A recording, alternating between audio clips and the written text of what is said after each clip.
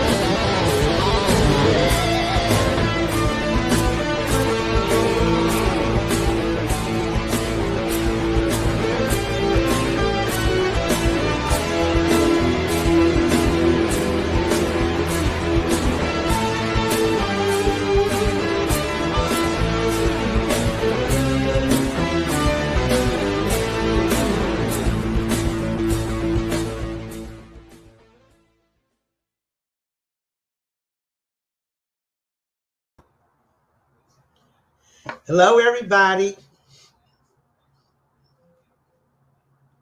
There she is. All right, Captain, go. Well, I told Miss Peggy this. I said, because Miss Peggy is like, she's a battering ram. When we get on this show, boom, it's like she's off with the races, which is awesome. But I did want to make sure that I gave some a quick announcement for folks in case you haven't saw it or seen it, whatever the proper English is. If you haven't seen it, I think that's correct. On my Facebook, and it'll hopefully be on the Instagram pretty soon as well. Folks, this is the year, if you haven't done it already, to get into the Black Hole. The Black Hole is an organization for Raider fans. It's not just a club, it's an over-enveloping organization. And the Black Hole this year is doing things better than they ever have. It is the 30th anniversary of the Black Hole. 30 years ago, the Black Hole started in a garage in Oakland, and look what it's gotten us to be, you know, a well-known, well-respected organization within the Raiders. There are memberships, and the great thing about being a Black Hole member is you pay your membership fees one time, and it is lifetime. So get into the Black Hole. I'll have more information on it. I will have it on my Instagram later on. I will have it on my Facebook later on. You can be wherever you want to be and be a Black Hole member. And remember, there are chapters all around, not just the nation, but the world, around the world. And the other good thing I want to say about how the Black Hole is doing it right this year, there will be events when we get to Vegas. There will be big-time events. You saw the Saturday night events. It's only going to get bigger. on even Friday nights. And there's going to be a black hole, what is it? A store in Vegas, a black hole store where we will have black hole items for sale. The events in Vegas will be up in the Fremont area, obviously downtown where we have the eye candy. There will be the tailgates, and there will be events on the road. There will be events on the road. So when you go on the road, it will be great for you. So go to theblackhole.com, sign up for your memberships. And hey, I am the president of the Black Hole chapter in Tampa. You can become one of Captain Jack's members down here. And hopefully we will actually be able to, when you come to Tampa, and I'm hoping to bring the band back together, that there will be members here in Tampa that will take the mantle, because I'm going to be on the road. I'm going to be in Vegas. I'm going to be on the road. But there should be a Black Hole chapter here that already will have members where we will watch Raider games together. So be on the lookout for it. Give me some time to get the QR memberships. But if you don't wait, go to theblackhole.com, get your membership. I believe it's $60. And remember, one time only membership, and you're in for life. There is going to be an app where you can get your tickets. Raider fans selling tickets to Raider fans without the expenses that you get on the sites. Okay, what was it? The Ticketmaster? We ain't going to have all of those. We ain't going to have all those expenses. So it's Raider fans to Raider fans. And when you get your membership, you're going to have your app. That's how you show, hey, I'm a Black Hole member. You're going to be right there. So do that. Plus, I got to say this. Every home game, we're going to have a Black Hole party at Slice of Vegas is where we're looking at right now. I will do my podcast, my Sunday podcast from Slice of Vegas out there, which is really close to the stadium is. Great food. I mean, hey, look at this. You know that, and I shouldn't be eating all the stuff I'm eating, but hey, Slice of Vegas has great pizzas, great Italian stuff. Plus, it's got some good Mexican stuff nearby. We'll have the Black Hole after game podcast from Slice of Vegas. Want to put that out there as well.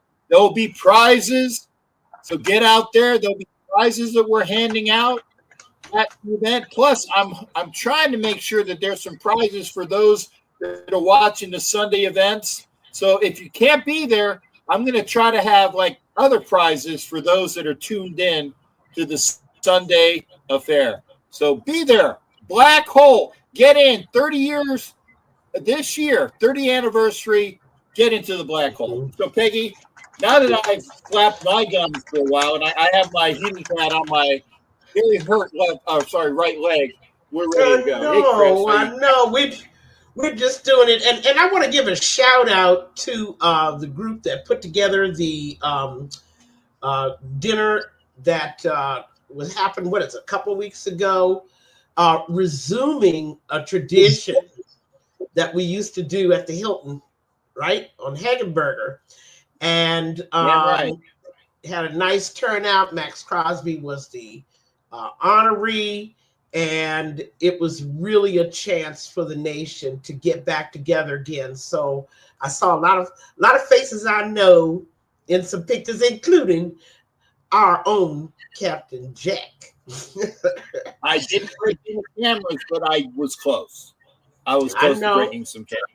Well, I want to get right started because we have not talked for weeks, and I want to start right away with the Pete Carroll hiring and, of course, the Chip Kelly hiring and what it does for our franchise. And Captain Jack, let me tell you, we got to be grateful that a guy like Pete Carroll even wants to deal with us, okay? A lot of people are saying it had to do with Brady and blah, blah, blah. But Carroll had been shopping himself around, okay, to Dallas and to a number of places, and they all said no. All right. So we got him. I'm glad we have him. Captain, it equalizes the AFC West. in the coaching sidelines. It does. Does it not? What do we got? I mean, Harbaugh, Peyton. Yeah. Go ahead. Yeah. And of course, but like you said, when you have a coach of Pete Carroll's stature, I mean, and one thing about Pete Carroll is he's the only coach in the AFC West which has a championship in college football and a championship as a Super Bowl champion. Okay. Harbaugh's got his national championship from Michigan. He parlayed that into his job with the Chargers.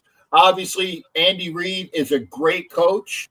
He went to the Super Bowl with the Eagles, didn't win, and he has four Super Bowl wins. Thank God he didn't get that fifth one. I didn't want to hear anymore about three-peat. I got the three-peat right a little bit above where my heating pad is. Mean, and I won't show you. It was a satisfying game to watch, was it not? Yes. I mean, you can tell that the Kansas City Chiefs are not the team they were 5 years ago, okay?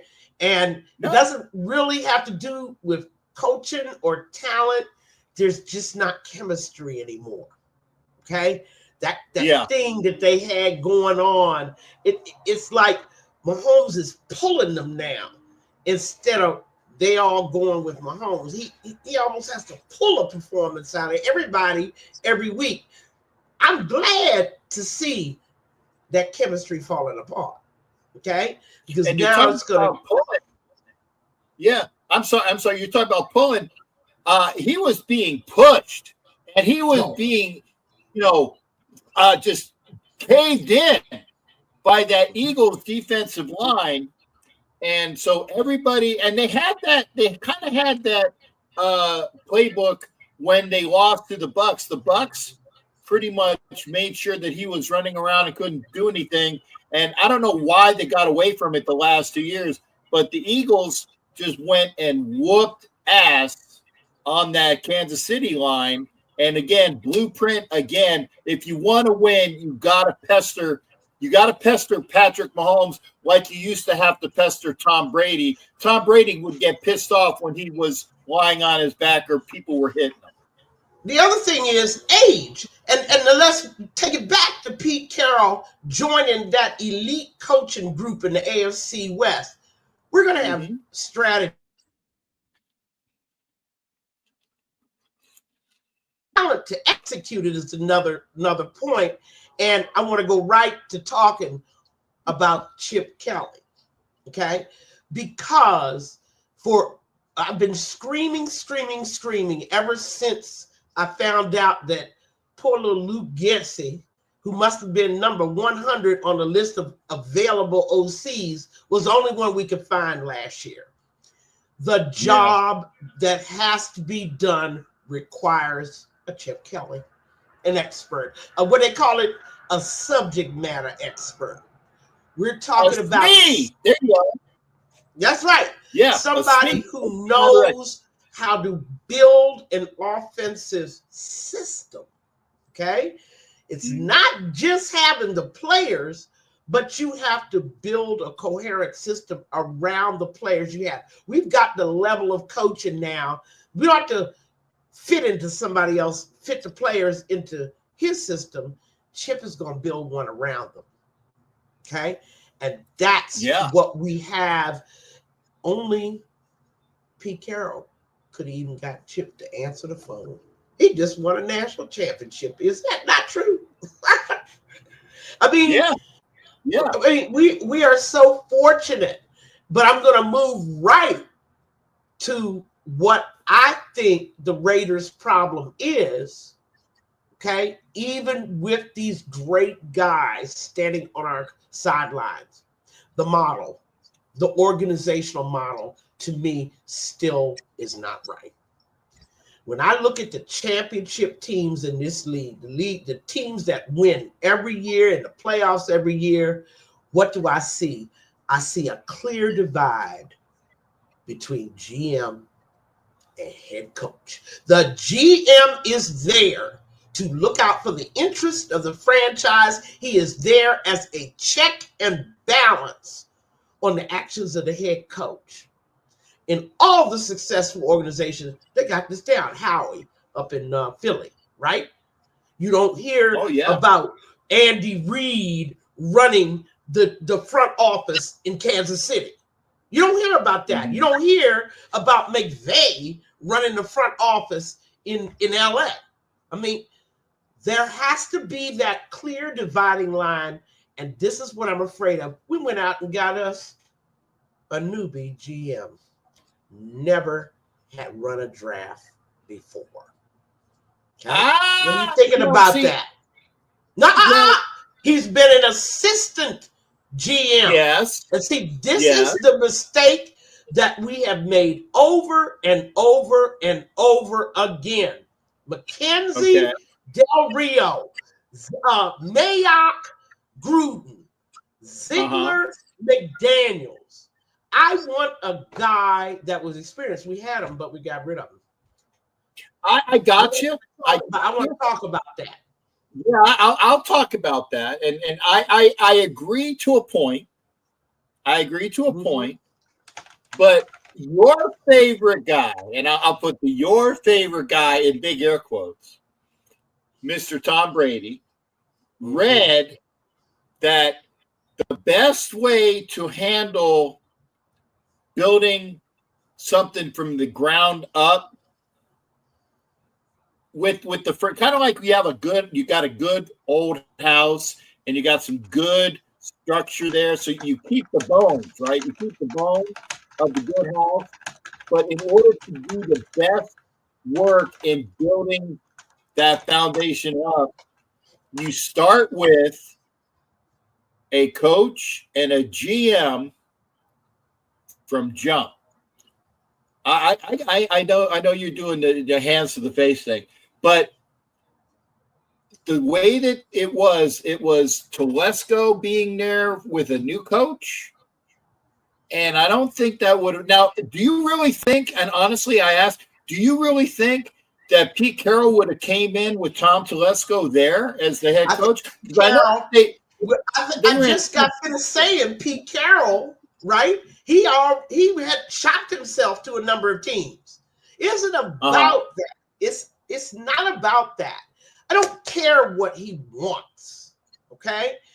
It is about a successful organizational model. And by the way, what does Tom Brady know about running a front office or a franchise?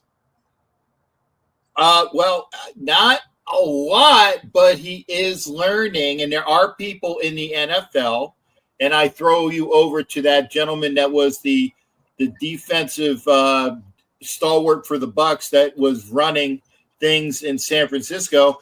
High yield, low yield, high yield, low yield. So he has that as a base work. And then Ozzie Newsome was a fantastic member and probably the most successful player to transition from being a player but he was GM. a GM. Tom is not. Okay, I got. Okay, I asked the question. What does Tom Brady know about running a franchise or running a front office? He brings a lot to the table. I'm not going to take that away from him. But what does he know about the organizational model he just set up? Well, he did actually study it in order to say this is how we're going to.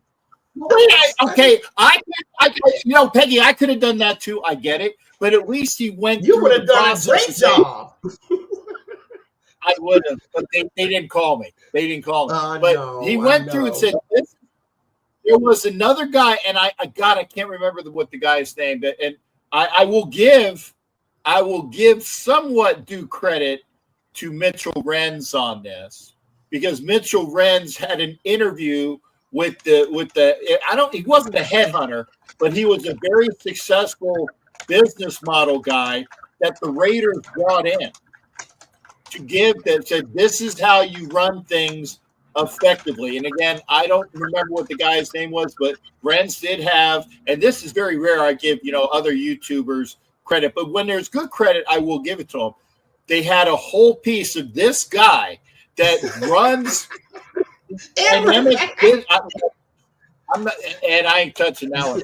But the thing is that the guy ran successful Forbes 500 top, whatever, all those numbers are.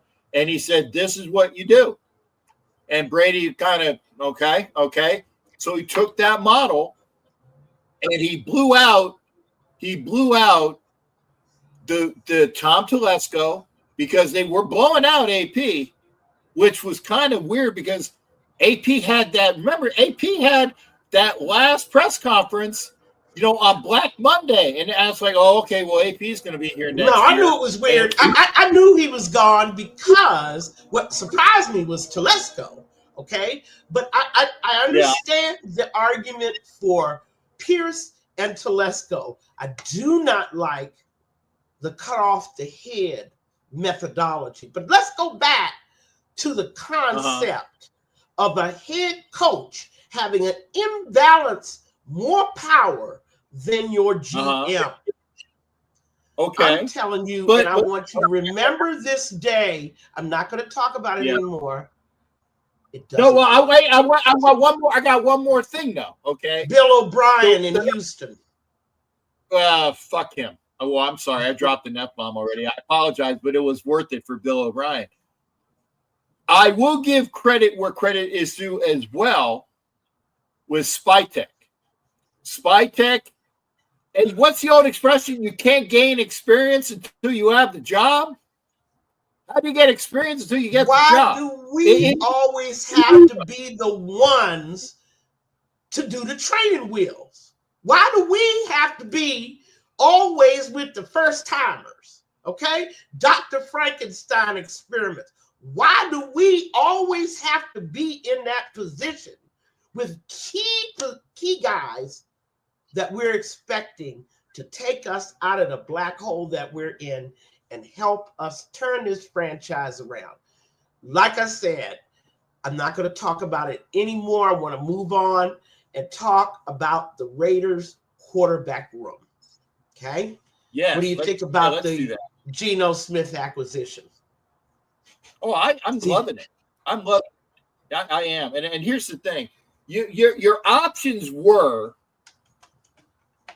go out and get Stafford. And now it's everybody was like, like an excited monkey. We're gonna get Stafford. And it was a ploy. Stafford was never coming here. I don't understand what you're talking about.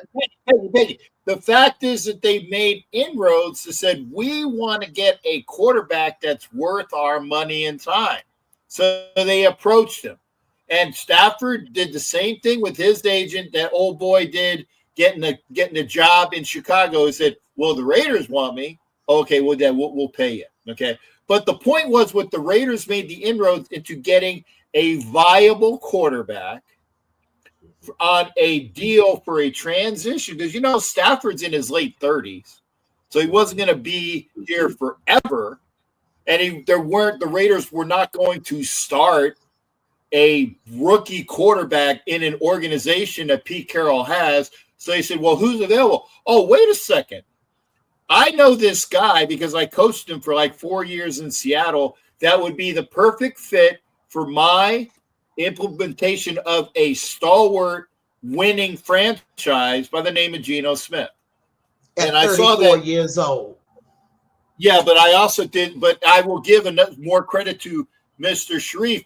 Smith, the last 3 years, has gotten more touchdowns than over half of the people in the NFL. He has better ratings than Derek Dallas Carr. I love it when Sharif always calls him by the middle name, like, was it the guys who off people? John Wilkes Booth. You always throw in the middle name of the people. It's Derek Dallas Carr, he can't stand him. But he has more numbers than Burrow. He had more numbers than Stafford. He has more numbers than Carr. He had more numbers than all these quarterbacks that are like, wow, in 3 years, look what he's done. Now, last year, he had a down year because it was the first year that he wasn't with Pete. And the offensive line regressed. It was like 29th, I believe. And again, thank you, Sharif, for all of that. Reyes Boxing is over there. Nayo Chats. You come on over to YouTube, it'd be better. So he regressed, but he still, as a for the last 3 years was better than all of those guys. And you don't have to teach her the ways of Pete Carroll. You don't have to teach him. I understand that. I think Pete has a right to bring in a guy that he feels comfortable with. Okay? Yeah. A guy that he knows, a guy that he's played with and he trusts. Okay? That is not what we're looking at here. We're looking at the Raiders' future. Let's continue to talk about the quarterback room. What do you do with AOC? I love AOC 12. I got to throw the 12 in there, Peggy. I got to throw the 12 in there. It's a constant with me because you know my feelings on calling him AOC. I love AOC 12 because the kid now is in his, third year? And he showed what he could do as a rookie. He showed what he can do that last year, and he can just keep getting better. Folks, I'm not saying he's the second coming of Ken Stabler. I'm not saying he's the second coming of Ken Stabler, but Ken Stabler took 3 years to build.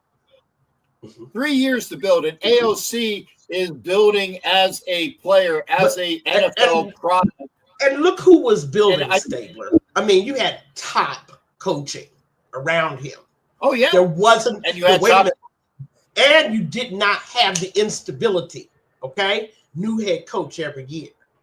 You didn't have all that around him when Stabler was coming up. But now let's talk about what do you do at the draft? Do you get you a quarterback? Anyone? Yeah, but not number 6. No. I ain't blowing a number 6 on a quarterback. And I said this as well. If you got a first-round pick and you got a quarterback that you brought in, I want immediate production. I want some solid production immediate. That is my first-round pick, and I got him for 5 years. And I want somebody that you can plug into the offense or defense right away. And if it's Hunter, you can do it both of them. I don't think Hunter's going to be there or there. But you got either a stalwart defensive tackle like Graham, or you even got, and don't laugh at this one, you got a stalwart offensive lineman like Membo that you can go tackle guard with that builds the offensive line. Yeah, it's 6. They're like, oh my God, it's 6. Well, yes, he's that good. Okay. And you don't wait a minute. You put him right. Wait a second. You said doing a 6. I will get a quarterback this draft, Peggy, but I'm not blowing the number 6 pick on him. That's me. The GM. And let me just throw this little pickle out, this little question out at you. Lots of people are talking about if Junty is sitting there at 6, you take him. What are your thoughts on that? If Genty is there and Membo's there and Graham's there, he's the third person I'm picking. He's not the first person I'm picking. I need to pick Membo or Graham. You also have a very deep draft and running back, so it's not like you won't get a crack at the running back position. Oh, yeah. I mean, you got the kid from North Carolina. You got two running backs from the Ohio State University that our offensive coordinator knows very well and is great NFL talent. I think it's Hendrickson or I can't remember. Henderson maybe.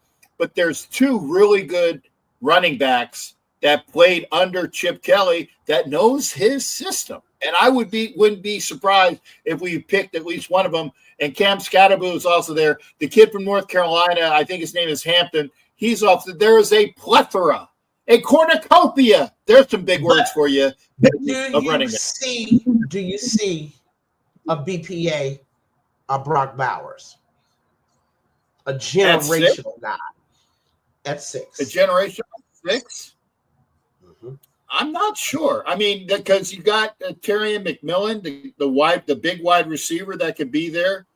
You have the cornerback from Michigan. We've done well with Michigan cornerbacks in the first round with the number 4 pick, a Hall of Famer at that. It's at 6. So there are people that are going to be there at 6.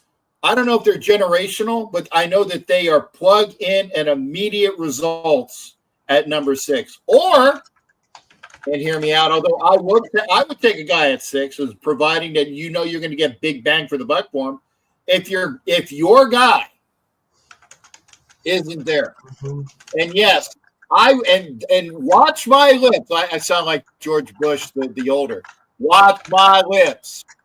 If Sanders is there at 6, and Membo's there at 6, and Graham's there at 6, and Genty is there at 6, I rescind what I said. Sanders would be the 4th person I'd take at number 6. I'm not taking Sanders with those guys on the board. Not doing it. And then that's the whole question. There's a lot of people in the nation, of course, that are thinking, move up, move up. Why? I think what we need is going to fall to us at 6.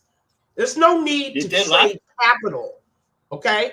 I don't need to trade draft picks to move up, okay? Because naturally, if we want to move up, people are going to be talking about the 2026 draft as well, okay? They're going to see us coming from a long way away, and they're going to extract what they want. But now I want to move on to what my real burr under the saddle is, and that is offensive line. Yeah. What are we doing? Well, I can honestly say, and remember, you said I'd make a good GM. That's why I was talking Membo at 6.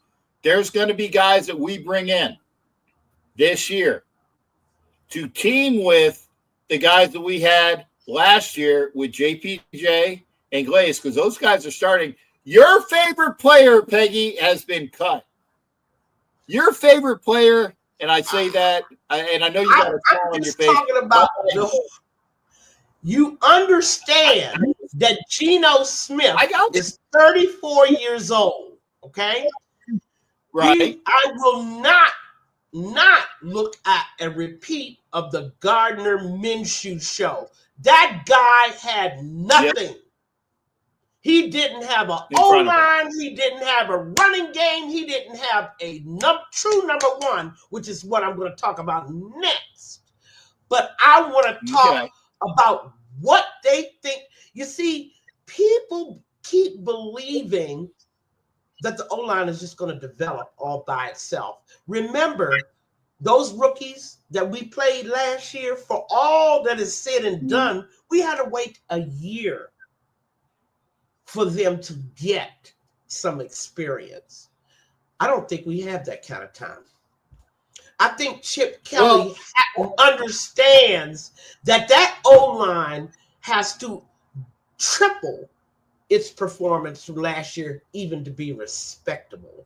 2 quarterbacks injured. And I think that they got a very respectable player in Alex Kappa. And if for those people that are saying I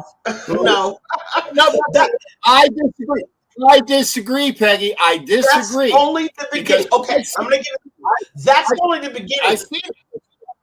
Yeah. It's only the beginning. We need 2 guards, and one of them cannot be a rookie. Neither one of them can be a rookie. That is, if you want your line to improve. I'm just saying. We got a guy in Alex Kappa that's plug and play, and he was there, and we know that he's not going to be out, doing stupid things in Vegas because he was with the Buccaneers, and we know what he is like. And he had an off year last year as a Bengal. I get it. I read his wiki as well. His wiki last year sucked, but I know what Alex Kappa brings to the game, and I'm very glad that they got him. I'm hoping that Mekhi Becton is who they are wanting to get at guard, because the Smith I am not going to go through the season that I went through last year. And oh, by the way, we got to do something about left tackle too. And I don't care what people think about Colton Miller just being injured. I saw a physical problem that is not going to be healed. Okay, he was overpowered every single game, and if he wasn't being overpowered, he was being beat. Shoulder, knee. There comes a time in a guy's career. My left tackle cannot be overpowered. Not only that, you could not run to his side. He could not get out ahead of the run. There comes a time in every player's career where the physical problems that he has they catch up with you. My left tackle cannot be overpowered. I will not stand for it. He's got to either be upgraded. He's either got to move back and let somebody else start. So what do you do about left tackle, Captain? They said take Membo at 6 and you put him in at left guard. A rookie. Because hey, where did Jonathan Ogden start when he was in the NFL, Peggy? Where did he start? I know everybody has to start. I'm saying the Raiders cannot afford a development project on that O-line. We have to have immediate improvement. Answer the question, Peggy. Where did Jonathan Ogden start when he came in? And this is the guy who's a Hall of Famer. He started at guard. That's the can't miss. They moved. You got a kid, Membo, that can run, that has style, that is like he's a house. He's 6'8", three and some pizzas, and he can move. If we get him, he is. Better be. Yeah, I would say not afford anything near what we saw last year. There is no way Chip Kelly, and Kelly knows this, he cannot run the kind of offense that he's become famous for unless he has a top O-line. You don't get it to rookies. Well, but I tell you what.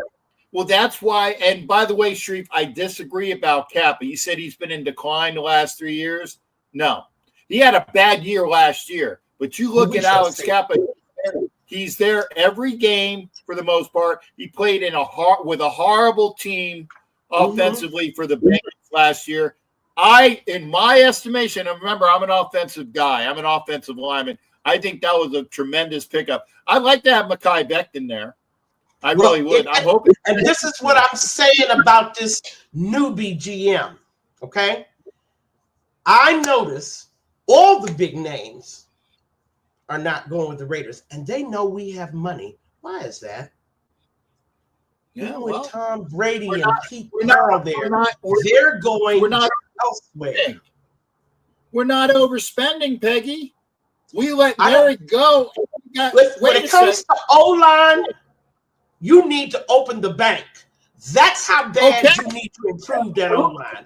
And anybody that doesn't get that, has there been an offensive lineman? Has there been an offensive lineman go in free agency that I don't know about? Because as far as I know, all of the big names have not gone anywhere yet. I could be mistaken, but all of the big names haven't. You got to be patient. Yeah.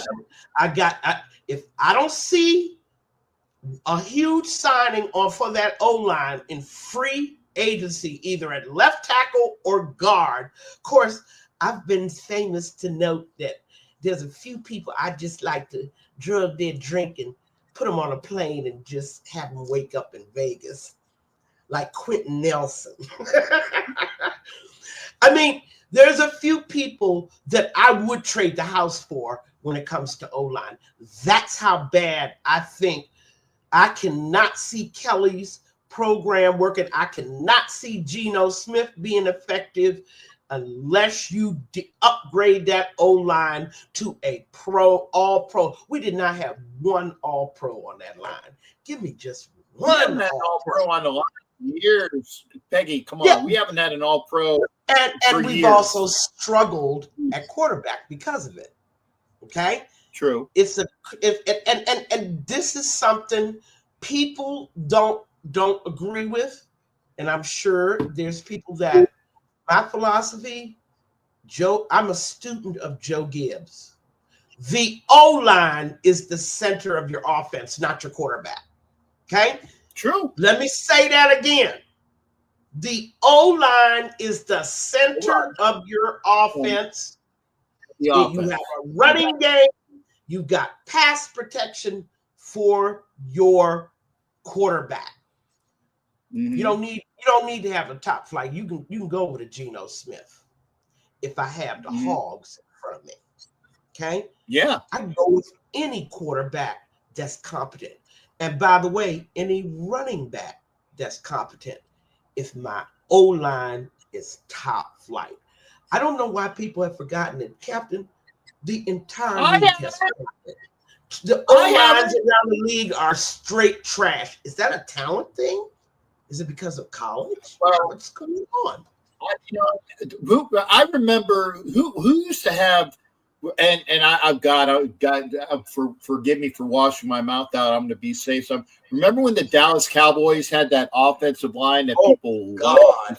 I'm talking about there was some Hall of Famers on that line. Okay, exactly. And there were Hall of Famers on the Raiders. You can go from left tackle to right tackle in the early 70s. Every one of them was a Hall of Famer. Every one of them. Mean, we should get so lucky, Captain. I mean, I just want all pros right now. I'd be happy with just that. Because the offensive line did the job and was Hall of Fame worthy. Remember, Tom Mix and Boomer Brown on the right side, in case you were wondering. That was from left to right, all Hall of Famers, okay? Not all at the same time, but there you go. Here's the thing. I think that has been drummed into Spytek, and I think he is going to go after the guys. I'm hoping, because I can think and hope in two different things. But I agree. If you have the gentleman that can run an offense, but you can't have a quarterback that's running around, like old boy Booger Minshew, and I call him Booger because he likes to, I know. But if you have offensive line, I'd say hopefully we get Becton. And I don't know of any other big name out there, because I know Zadarius, was it Zadarius Smith? The kid that was for the Chiefs, he got tagged. Yeah. Because the Chiefs knew better. I don't know of any other person that was there, but there should be whoever, and you guys help me. And you guys help Peggy. Who are the names on the offensive line that are free agents? And hopefully one of them, if not two of them, are coming over here. Well, see, this gets me back to a topic that I knew I wanted to touch on tonight. I want to talk about image, okay, in terms of how players see it. And this is going to be attached to why we lost so many guys on the defensive side of the ball, okay? And it has to do with the reputation that the Raiders have earned for themselves in the last 10, 15 years on how they treat players, how they treat coaches, okay? I have a feeling that we might have lost some of those guys because of the way Pierce was treated. Just a theory, speculation, but it's the way you treat players. Players talk to each other. Players can read Instagram. They know what happened to Carr and what happened to Devontae Adams and what happened to Jacobs. They know. The question is, what are they telling their agents? Do they really want to come and play for us? This may hinder us in our search for free agent offensive linemen. This may hinder us in the search for top free agents. I mean, did you not cry when Metcalf was gone before he was there? I mean, did the Raiders even have a crack at him with his old boss, Pete Carroll, there?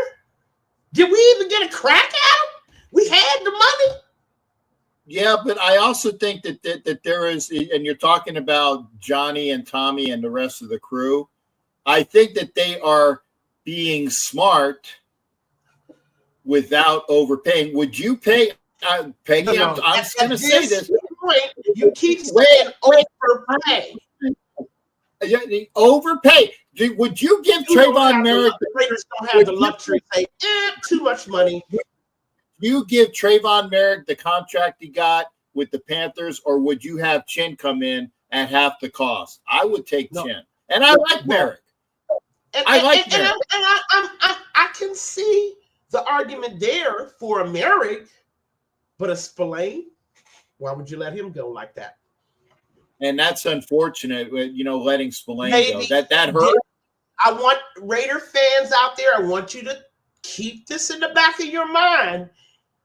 It may be that it wouldn't matter how hard we tried to get free agents or to keep our guys, because of the way we've been treating players.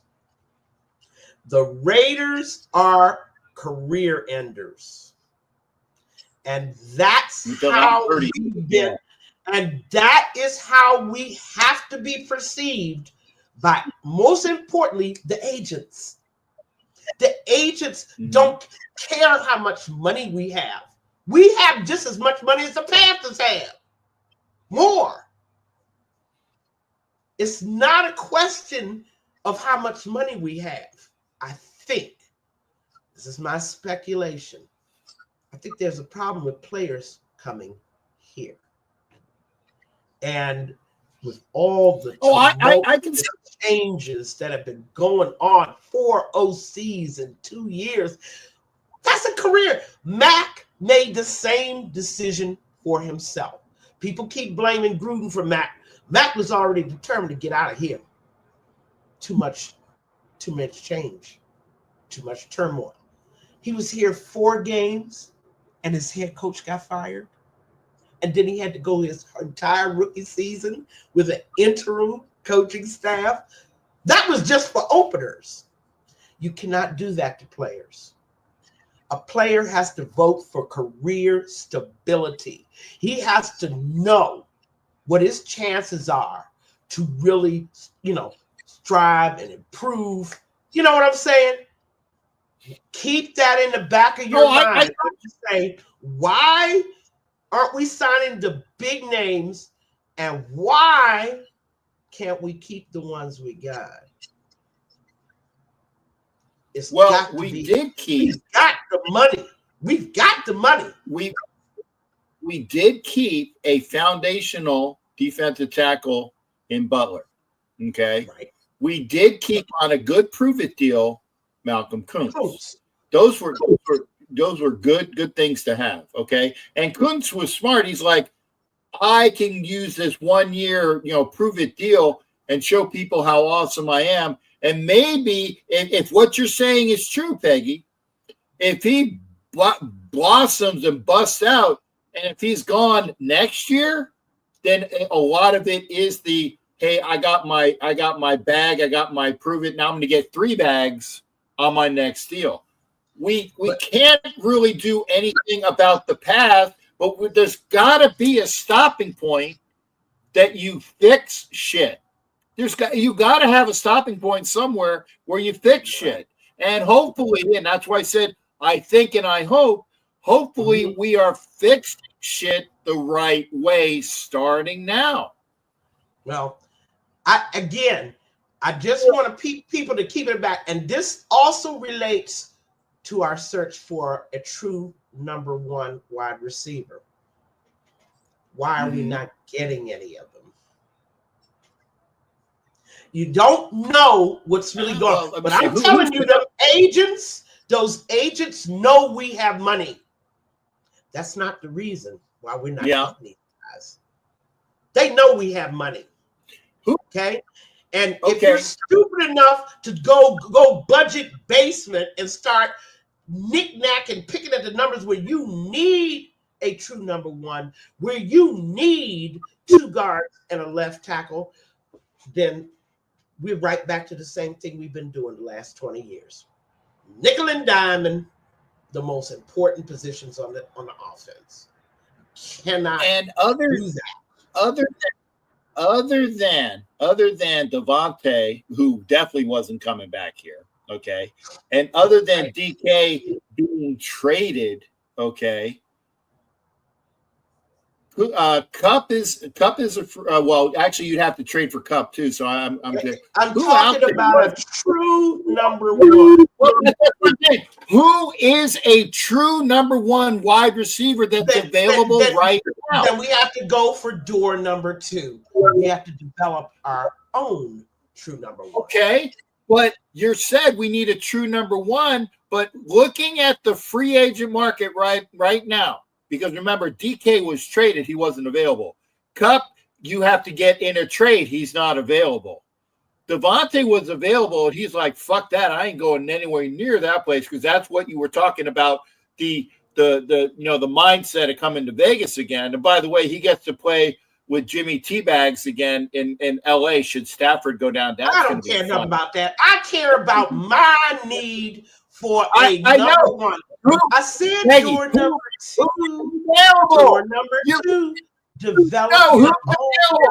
Peggy, you're not answering the question. Who's available other than already said? Well, I can start thinking about going to some of those teams that whose guys are not available and Pickens. trade up. But Pickens is available, but you got to pay for him. I'd take Pickens. But again, let's go for door number two. Say we aren't able to get to free. So what does the draft hold for us?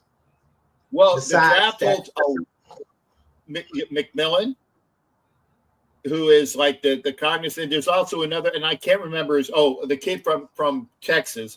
And I'm not a draft Nick Peggy, so I'm sorry.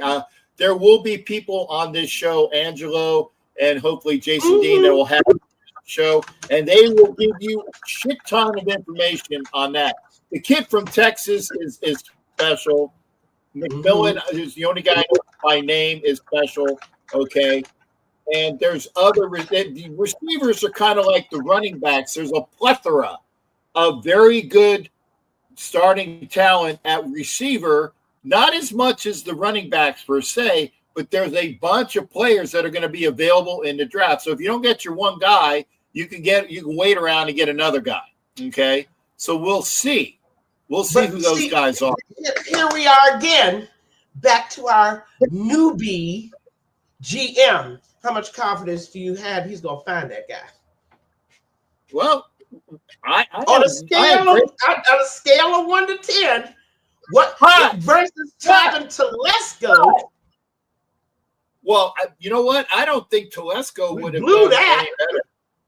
No. You're talking about a guy who's been a GM for a while versus a guy who's never been a GM. He's a scout.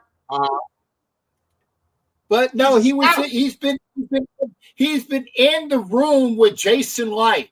Look what Jason Light did. He doesn't have the final authority. He's never run his own draft where people were working for him. Okay, Peggy, who is available? Okay, let me just say it out loud. Fuck Spytech. Okay. I don't want to hear about.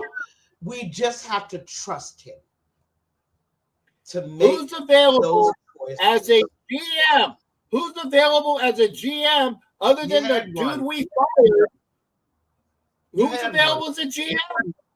So now we're where we are.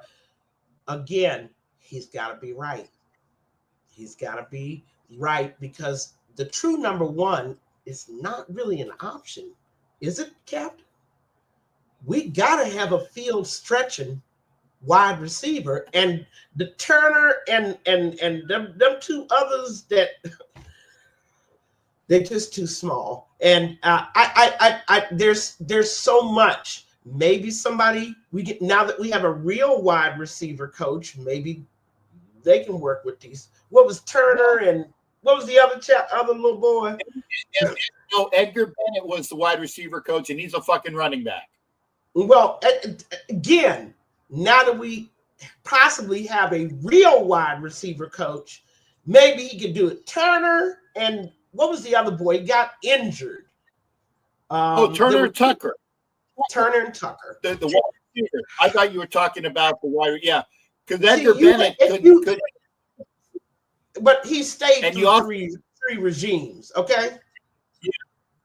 But you also. Yeah, big fast kid from Tennessee who got in at the very end of the season last year. Maybe he's the guy. Or here's another. Maybe McAllister goes back from being a running back to a wide receiver under Chip Kelly. We don't know that because the kid has speed and has the capabilities to do that. We don't know. Chip Kelly might say, McAllister, you're going to be my wide receiver too. Number one, we don't have an option. If we can't get one from free agency, all right, then we have to develop our own, and that's coaching. That's going to be all on coaching. True. Fortunately, we have Chip.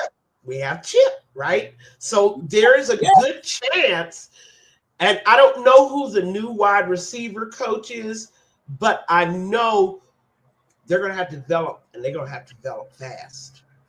You look at Chip Kelly offenses, what do you see?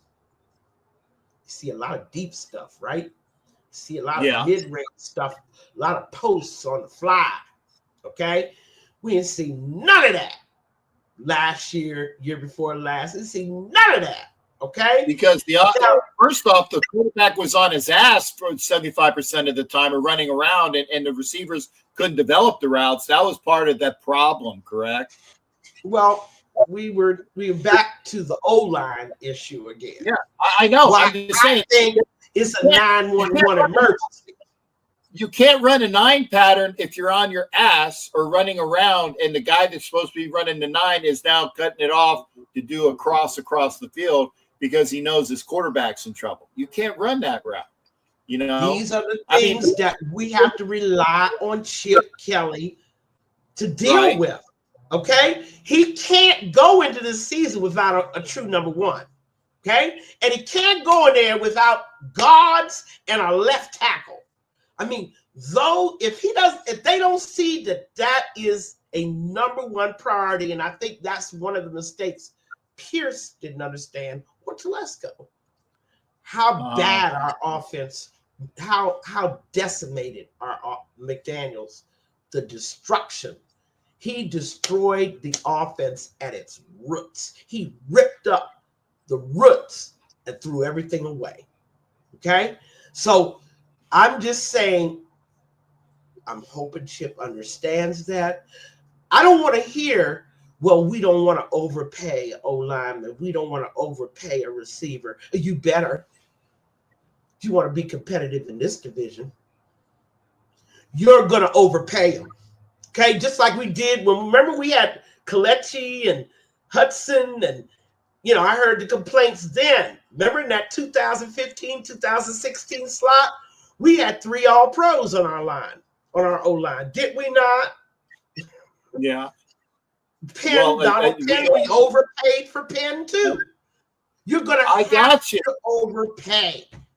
So who is available? Peggy, I'm so infuriated. You say we got to overpay. Who is available? I don't know particularly. The only person I know is that's what I paid Chip Kelly. That's what I paid Chip Kelly to evaluate talent. There's guys that are available. We don't really know how they fit into Chip's offense. They may be no names. That's where I trust Kelly's ability to not only evaluate talent, but to bring them into his system and teach them how to play. Okay? Mm-hmm. And we if we can't do it on the free agent market, that's all we're left with. Okay? Gino don't move so good anymore. He's 34 years old. Okay? Yeah, but I don't care. Two of those years he wasn't on. It was like the tread on the tire is maybe he's like a 31-year-old because of those years that he didn't do a lot. Not at the quarterback position. You got to move. And you got to recognize. What I'm saying is the tread is not, it's not a 34-year-old tread. It's like a 31-year-old tread. I always hear, Captain, you don't have to repeat it. I always hear what you say because I'm listening to every word you're saying. You say it once. Okay? Okay. I get what you're saying. And plus, when he was with the Jets, they wasn't putting no mileage on him. Okay? He was on that bench with the Jets. So I know that he doesn't have the wear and tear of a 10-year veteran. I get that. But what we're looking at is a guy that needs pass protection. True. We're looking at Gardner Minshew, whether you know it or not. He has to have a running game and he has to have pass protection. He's not going to elude like so many of our Madden junkies out there where their quarterbacks run for 40-yard touchdowns every game. It's not that guy, okay? He needs time. He's the kind of quarterback that needs time. And that is why I'm saying there's a good point by Sharif there as well. Seahawks had a crappy O-line, and Geno still got him to 10-7. He was moving a lot. He threw more interceptions because of that line, but he still got him to 10 wins behind the crappy offensive line. I mean, you're going to suffer some kind of consequence. Right. I think we're going to have a better line than that. I really do. Even with Miller, who I think was not. Yeah, I do. I think even Miller, because I think last year he just wasn't playing because he's still. Shoulder injuries have ended the career of lots of O-linemen, because what you lose is upper body strength, leverage. Okay, I got you. I don't think that's a physical. I mean, the hardest injury to heal is a shoulder injury. It takes years to get the shoulder back to where and that's why I'm thinking about Mark Schlereth, lost him too early. Yeah, Jim Lachey. I mean, I'm thinking about a lot of O-line shoulder. They just lost their ability to leverage, okay? And their strength, their upper bodies. And I think that if he was at any other position, I say, okay, we'll just go with him. That's my left tackle. Yeah, that's why I said, hey, who did I say to take with pick number 6 if he was available? Well, you've already suggested a rookie who you think will come in and be a Brock Bowers. Okay? I think so.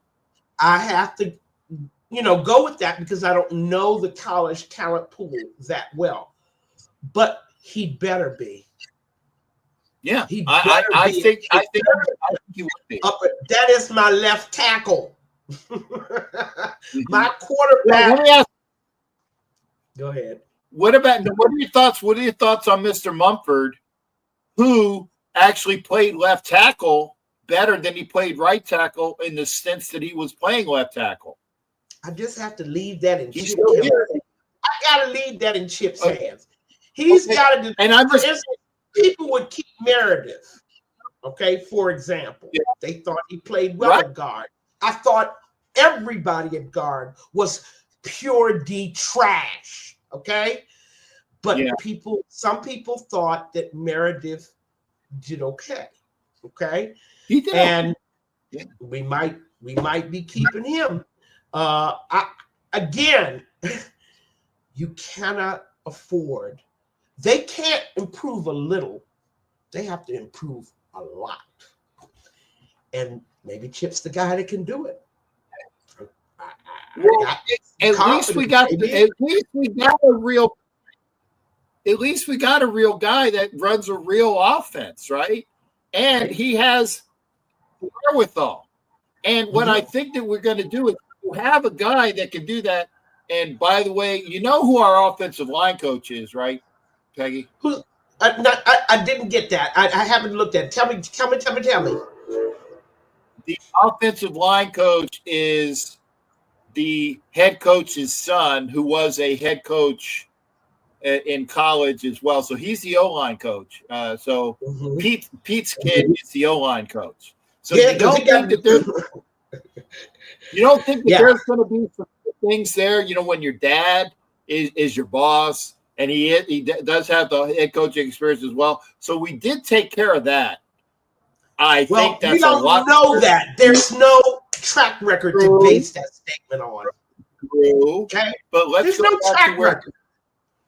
Let's go back to where he's were. Well, we'll at least look at that. He's coached college. I mean, if you're thinking about keeping guys like Mumford, Meredith, trying to get chemistry in that O-line, right? You've got JPJ, you've got Glaze, you're going to try to integrate. I would rather a guy go back to fundamentals. With this line, with anybody from this line, it wasn't just one or two guys. The entire line was being overwhelmed. play after play after play. Two quarterbacks injured. I mean, when in Raider history have you seen an O-line that allowed two quarterbacks in the same season to be hurt? In that game against the the game against the Bears, where they took out Stabler and the backup Mike Ray, and they almost had a guy. I'm just saying, I actually said one. They got hurt in the same game. I'm talking about, when quarterbacks get hurt, and I was surprised Minshew lasted that long. I mean, I was getting ready to go to Lloyd's of London to make some bets on how long Minshew was going to last behind that O-line. They were being driven into the quarterback, literally driven into the quarterback. And poor little Ritter. I mean, did you see him in the crowd trying to throw his own guys caused him to fumble the ball? Yeah. That's how bad. And it's horrible. And not only that, it was against defensive lines that were average. They suddenly found they could play. When they saw us, it happened 16 of 17 games. We only had one game where we produced a 100-yard rusher. One game. Yeah, that was horrible. Yeah. What game was that? I don't even remember. I forget, but it was Sincere McCormick, right? They brought him in, and what Raiders season have you ever watched in the 50 years? Okay, and I know you'll tell me the game, right? Tell me the season where we only had one game with a 100-yard rusher. Last year. No, we had more than one. But other than we had 4 games with a 100-yard rusher. 2023. I'm thinking about. Last year was the first time. Are you serious? Are you serious? I think that's how bad it was, Peggy. That's how bad it was. That pathetic level of that O-line. Okay, and it was all them. Okay, it wasn't. I saw when they changed the Turner, nothing happened. And it wasn't, the play calling was different under Turner than it was under Getsy. It perceptibly different. And no go. They could not run block to save they could not get a push forward. How does that happen for all 5 guys for 16 games? How does that happen? That's why I'm saying I'm hoping the O-line and Chip Kelly, the new O-line coach, Chip Kelly. That's Brandon Carroll. That has to be rebuilt.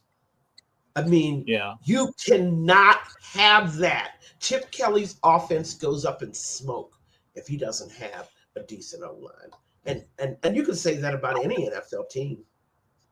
Thank you. You can say that about any NFL team because it starts with the guys in front of you. It starts in the trenches.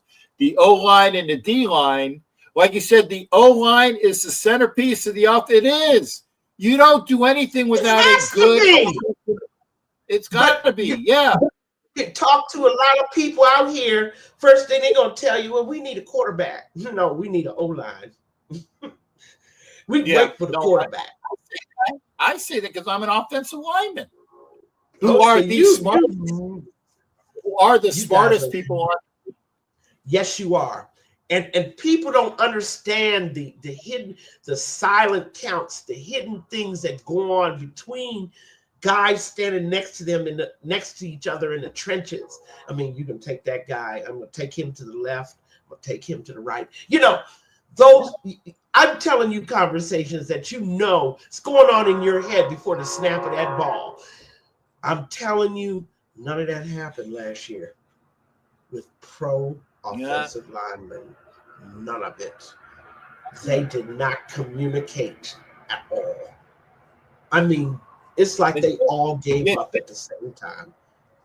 And Jim actually has one too. about they were running Jim might be, yeah. But this went on. What, you couldn't untrain them after Getsy left? They couldn't get it out of their minds that they were being overpowered. It doesn't have anything to do with the blocking scheme. It was a physical thing that was going on. Physically, Peggy, I honestly think that they had whoop dog syndrome. Okay, or whooped puppy syndrome. Now, because you know where I'm going. Remember our boy. When you get killed, like Derek Carr's infamous brother, when David Carr would go back to pass and would immediately go into a wound position because he was going to get sacked at the end, right before he got hurt. Minshew was even doing that. Why? Because it's up here. It's up here. You get Pavlovian dog into this is what I'm gonna curl up, right? Or if you're an offensive lineman, when you get beat and get beat and get beat and get beat again and again and again, it's inbred. I'm not gonna get my push. I'm not saying it's right. I'm saying you need to work on that. And I think this year you gotta have the mental acuity to go out and whoop ass. And you got to have the toughness to go out with JPJ being as tough as he is to teach those guys. Now, I agree with you with Miller as our left tackle who's always coming back because he's not playing up to standards. If he ain't playing up to standards, got to get rid of him. And I'm sorry to say that. This is the year. This is the year. You got to have a left tackle that will not get pushed back. You got to have a left guard that's going to be good. Okay, I think we're good at center. I think we're good at right tackle with Glaze. Parham needs to gain some weight because he's light in the ass. That's being kind. It was more than that. If you looked at film on Parham, and I did, I said, okay, he's the tiniest one, 282 pounds. Okay, maybe that's the problem. No, that wasn't the problem. It was the way he said it was his feet. But it definitely hurt. It definitely hurt. Yeah, well, it definitely. If you're light and you have bad footwork, then that's two things that are bad against you. If you're not setting, he ended up in Gardner and AOC and Ritter's face all the time. It wasn't just the weight thing, although that contributed, but it was the way he set his feet. I saw. Yeah. Guys like Jeff Bostic, real tiny guys, hold their own. What was the guard? Russ Grimm. At 280, 270-something pounds, hold his own against 300 pounds. You had the framework, you had the right stance, you had enough of a spread that you weren't going anywhere. You had that spread. If your footwork is like if you're cockeyed, for one thing, you can't be cockeyed. You got to be staunch. You got to be even and at a good elevation so that you can hit. You can kick it. You can. Okay, I'm going back and I'm gonna hit you. Okay, right. That's what it is. And so, as you start holding them off, it starts with the offensive line coach, and hopefully, like I said, I think so, and hopefully, but we don't know. But I'm hoping. I'm thinking it's going to be better. Yeah, and Sharif was saying about how Miller's rookie year was horrendous. I actually thought his rookie year was a rookie year. I didn't see bad. I didn't see good. You know, I saw he was okay. Right. He wasn't getting pushed into his own quarterback. Game after game after game, it never got better. And that's why we need a left tackle. And you say, draft him. I'll take it. I'll take that. I'll take that. But as long as you trade me for a free agent guard, and I want that boy from Philly. I'm with you on that. I want Becton. But I want Becton. I do. But will his agent talk to us? That's the question. I don't know. And I think that, unfortunately, because you brought up a good point, that the word is out that the Raiders got fantastic facilities.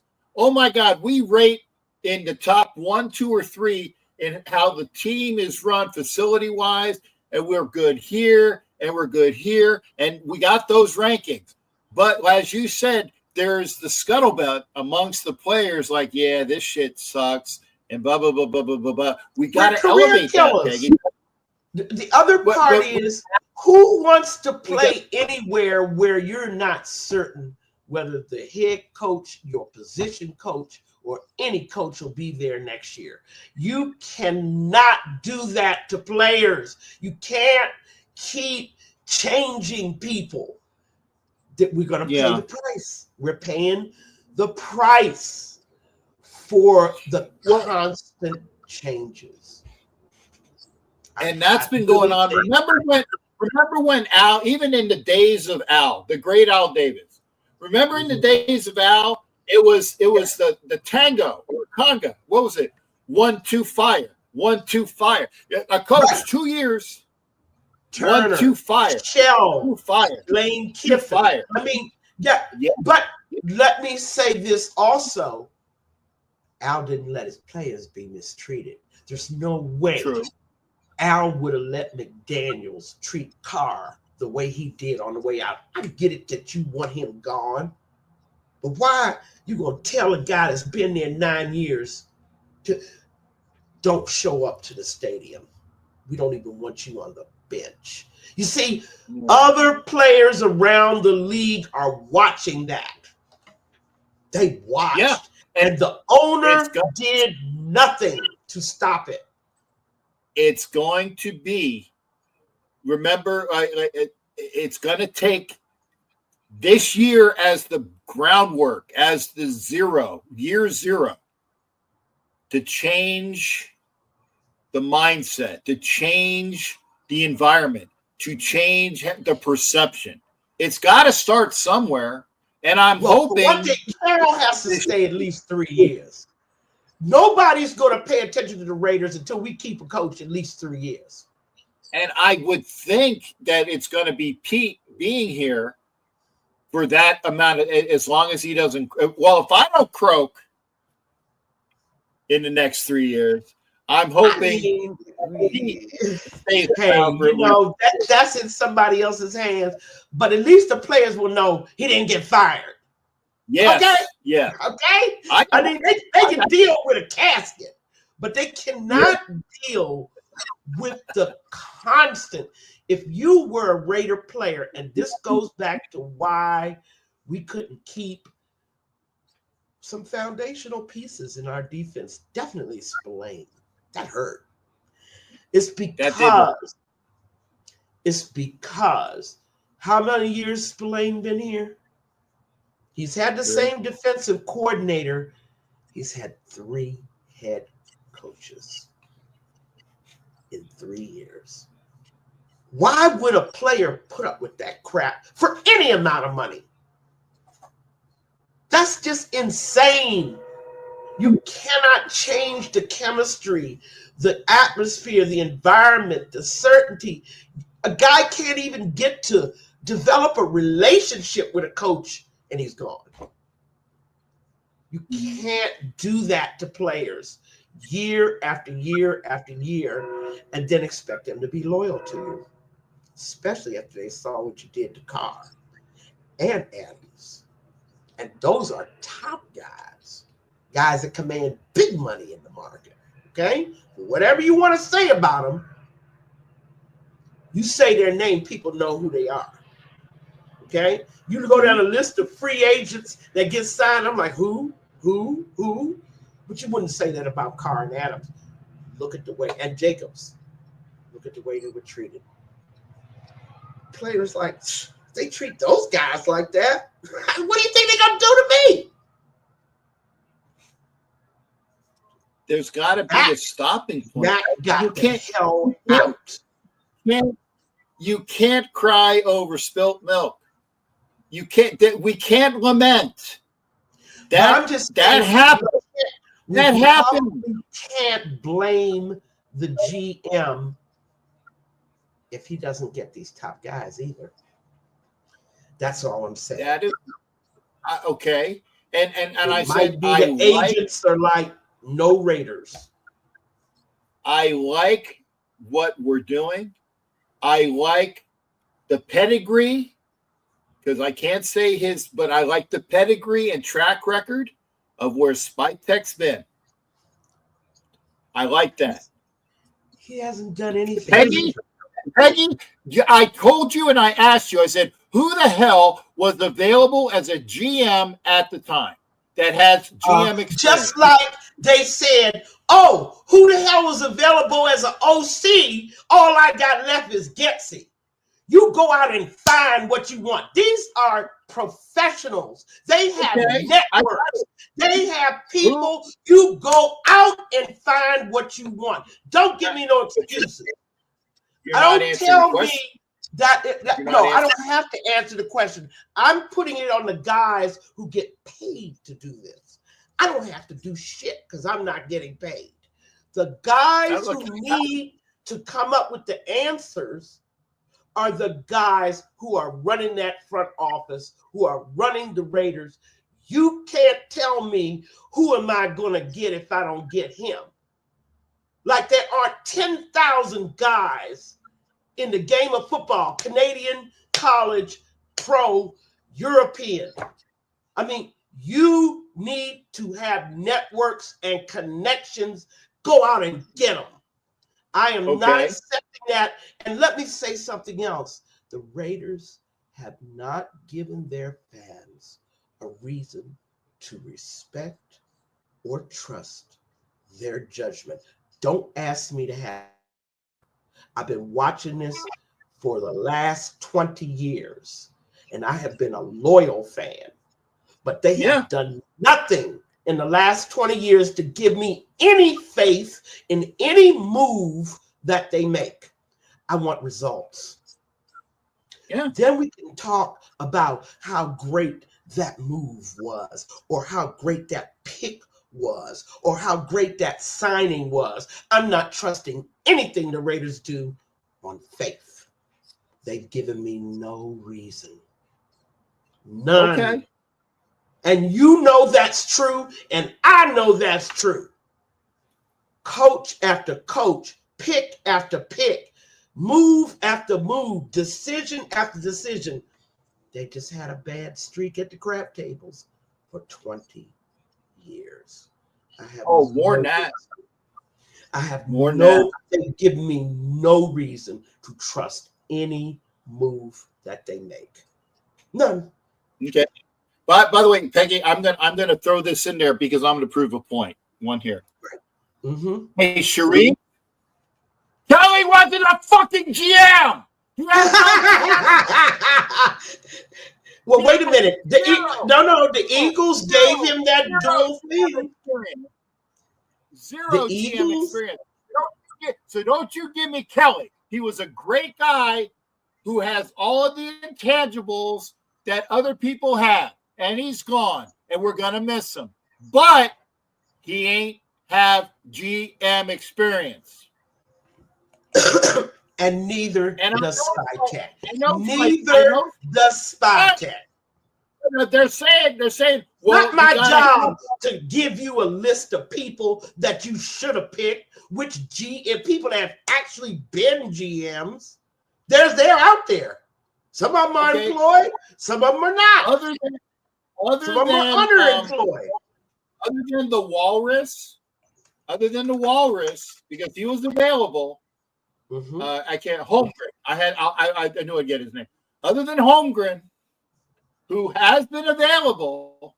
No, I just need to do my homework.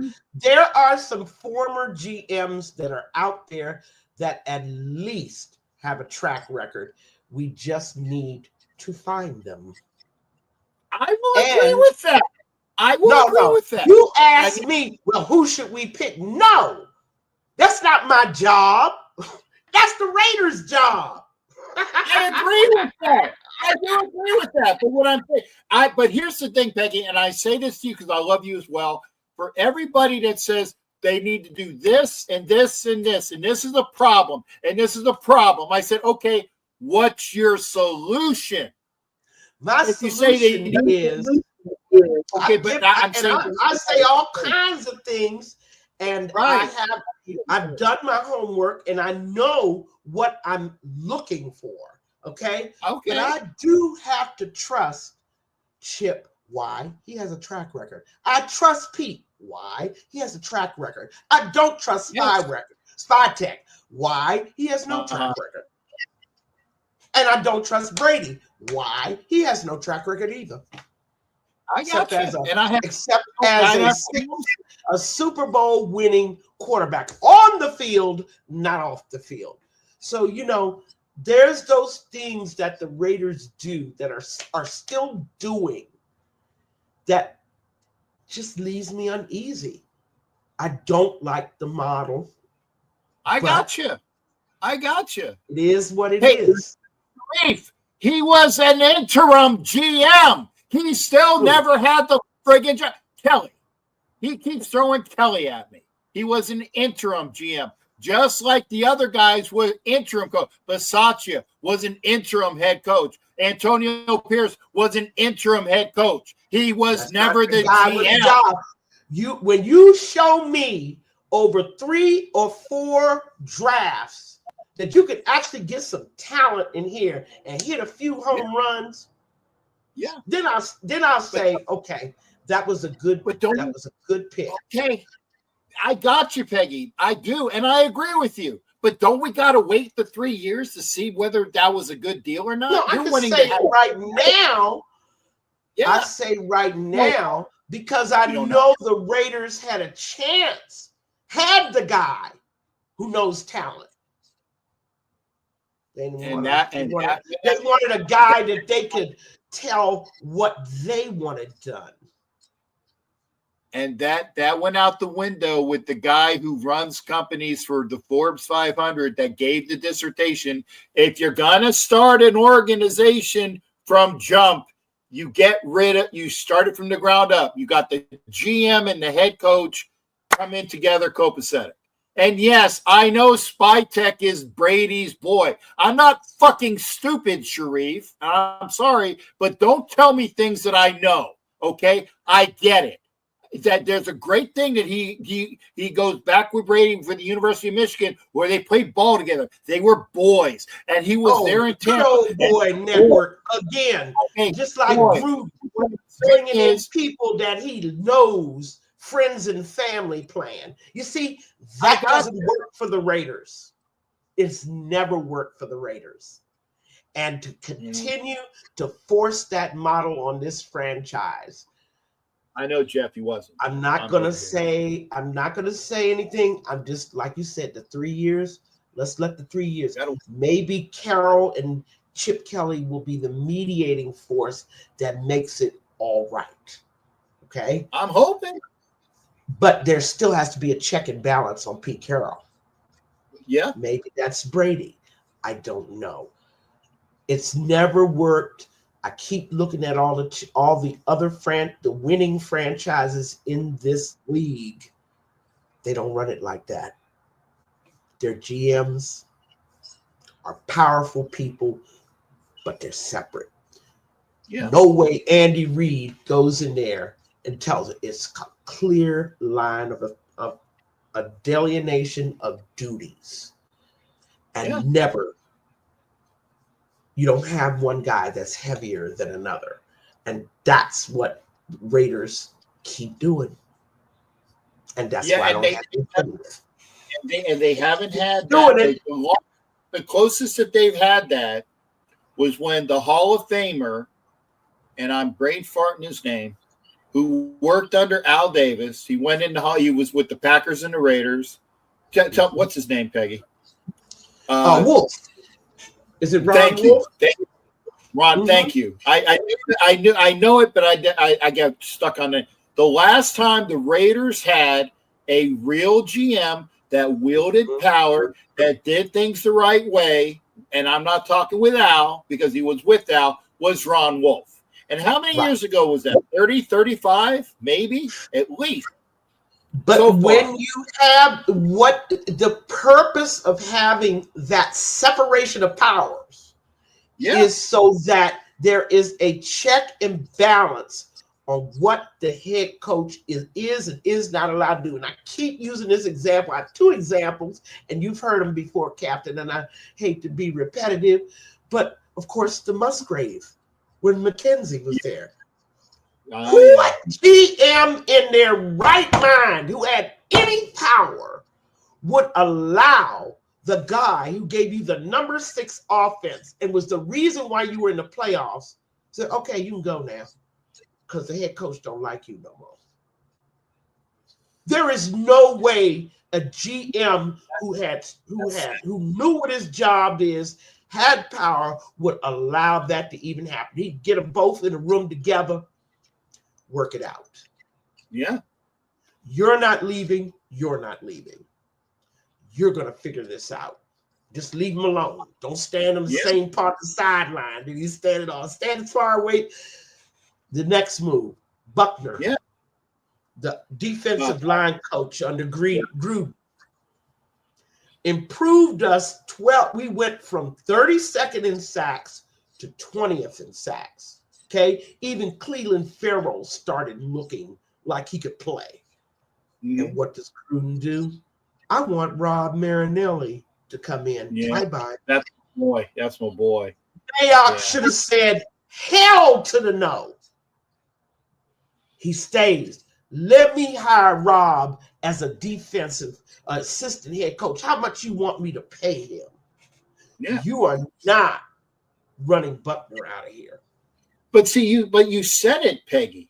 You said it. You said Mayock should have done that, but he wasn't going to do that because who was That's exactly what we got right now with Spytek. Well, you said also that what is the checks and balances? Maybe it's Brady. We don't know. We don't know. Pete's standing there. I mean, it could mediate it. But if you want to start with the right model, I know you heard the guy say, fire everybody and start it all over again. No. It does work. But in a winning franchise, and this is what Tom Brady should have been studying, except for that idiot. He's not building a business. That's what you do when you're coming in and you get rid of the CEO and the president and the CFO. That is not what you're building here. You're building a sports team. Okay? I got you. But he has, Peggy, he did it for sports franchises too. I do want to at least say that. He was which ahead. Franchises did he do it for? And what are they doing now? Are they successful? That's the question you asked. Did it work? I read the article. Which teams? I read the guy, and again, I apologize that I don't know his name and I don't know which franchises he did. I want to know which franchises he gave that ass backward advice to. Okay. Because I can assure you, they are not the Rams and the Steelers and the Kansas City Chiefs and the Philadelphia Eagles of the world. I can assure you. I will Minnesota I will try to find that answer. Because I read the article and I brain fart. I got this is what he did. I don't have this way. Buffalo Bills the same way. The GM sits on one side, and I mean that guy McDermott. I mean he runs his thing. The GM runs the front office. You've got the separation of powers. He doesn't let him get rid of the decision to re-sign. What's his name? The one who ain't never been to a Super Bowl. What's his name? The quarterback. They just re-signed him to a huge extension. Buffalo Bills. On RT. Oh, Allen. On Allen. Yeah. Yes, Josh Allen. Personally, I wouldn't re-sign him until, or I'd stack it with incentives. You get your guaranteed money when you bring me to a Super Bowl. I mean, I don't have no problem giving you more money. But again, that wasn't anything the player or the head coach initiated. I am very sure. GM. Oh yeah, no, I'm sure Alan was like, "You're gonna do what? And I'm gonna get how much? Okay, sure. Where do I sign? I will be right there." And he ran from wherever he was going to make sure they signed it. And he had his lawyer. He probably took pictures of it on his phone to send to his agent and his lawyer if he wasn't already there. See, this is my proof they did it. So Right. I got you. And I mean, there is a clear Howie for the Eagles. Oh my God. Do you think that boy Sirianni seriously tells Howie what to do? No. Are you kidding? Are you No. kidding? But you understand what I'm saying? Peggy, yes, I understand everything that you're saying. And to run your franchise any other way is not a guarantee of long-term success. Even in our early days, we had separation of power too. There was Madden, and then there was Al. Yeah. Two powerful guys, right? And Al didn't mess in Madden's business, and Madden didn't mess in Al's business. And they worked together and they produced championships. Yeah. I just can't say enough about what it produces when you have the right model. And the right guys too, right? Anyway, I gotta run. I have stayed too long and I've enjoyed it. Super comments. I never do this with you, Peggy, because every minute with you is gold. I don't ever push you out. No, but you know, the workload. Remember the aching bones, you know, and so forth. But I think that we have to wait and see on the Raiders. There you go. Oh my God! I mean, you have to have what do they call it? Accessories and props. Oh my goodness! But no, seriously, guys, you gotta think about the model. You gotta think 3 years from now, will it work? That's all. Will it produce a championship or near a championship? Hey, you saw the way the Redskins reloaded, didn't you? You see how the Commanders reloaded? They knew how close they were. They were just right there. And there, again, another franchise. There is clear separation of power between Dan Quinn and that front office. Okay? It's the way you run your franchise. And the Raiders haven't gotten it right. Maybe this is the charm. Maybe. But I know what the fans are thinking out there. Oh, she's negative. No, I have no reason to trust anything the Raiders do. Nothing, especially when I don't like the business model. I cannot trust it. And that's why I'm saying we're hoping. And by the way, hope is the child of dreams. Never forget that. That is where hope comes from, dreams. One day we dream of winning a championship. We got to hope that we have the right formula to do it. Anyway, gotta go. See you in 2 weeks. Okay. Talk to you later, guys. Hopefully, thank you, everybody. We will talk about some. All right. Bye-bye. All right. Bye, Peggy. Thank you for being here, honey. Okay. That's awesome. And again, when Peggy's on, we are not taking calls. We are not having input. I ain't doing it. Okay. And remember, if you want to see more of Peggy, go to tomorrow, the cage match. Go to the cage match show, right, Savage? The cage match on YouTube. If you can't get enough of Peggy, and who can get it? I can't get enough of Peggy. Go to the cage match tomorrow because she'll be there. I know why, because I saw this.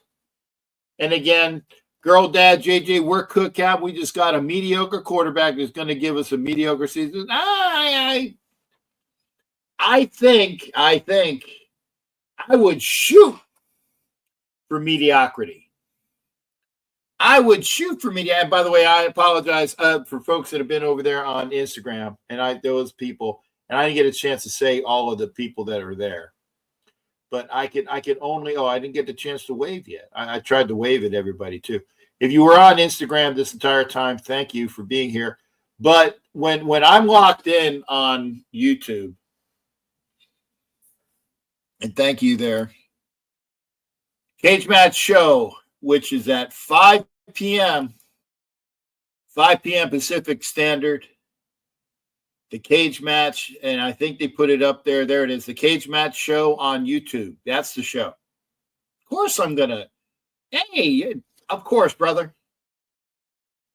I'm going to make sure that people go to where Peggy is. Every 2 weeks, hopefully, we'll have things to talk about.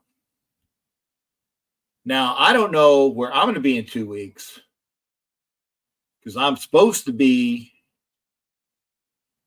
wait, let me do this. I'm supposed to be in California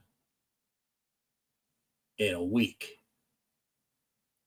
I'm supposed to be in California in a week. And see, Savage has got working on stuff tomorrow. Hey, Savage, anytime you want to throw me graphics, seriously, if you're just, because I make them on the fly. I made those graphics on the fly today for Welcome to the Raiders. Not bad for a guy that is not a professional, but they Yes, Dory. Yes, I'm supposed to be in California next week. Supposed to be. How close to the airport are you, Dory? And the thing that is possibly, because Ed and I were talking about this right before the show, my leg is so horrible right now. I can't walk.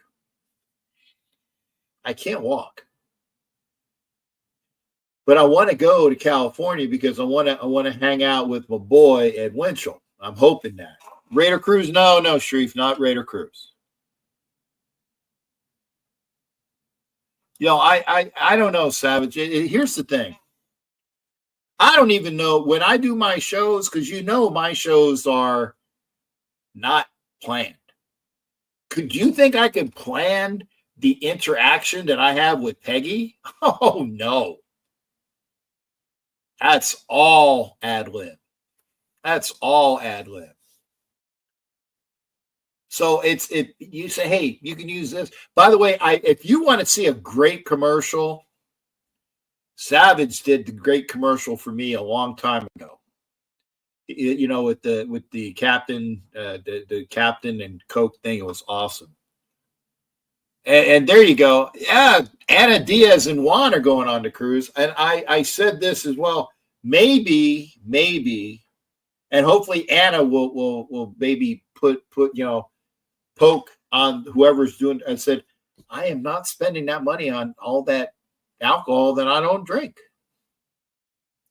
And do a double occupancy. I don't know who my double would be. I'm just going to leave it at that. So I could have found a double, somebody else that was a single that needed somebody to be in their room, probably. But I can't see spending all of that money on alcohol. I just can't do it. Yeah, there you go, Savage, for sure. Just revamp it, update it, and do. I say this, and I'm not just blowing smoke up your ass just to blow smoke up your ass. Everything that you do is awesome. Anything that you want, and by the way, I give everybody credit. When I said Sharif Allah Khan said this, I gave him credit. When I saw that Don made a comment, the Vanderlyn, this is from him. I give people credit. It's not mine. I give people credit, and you guys know that.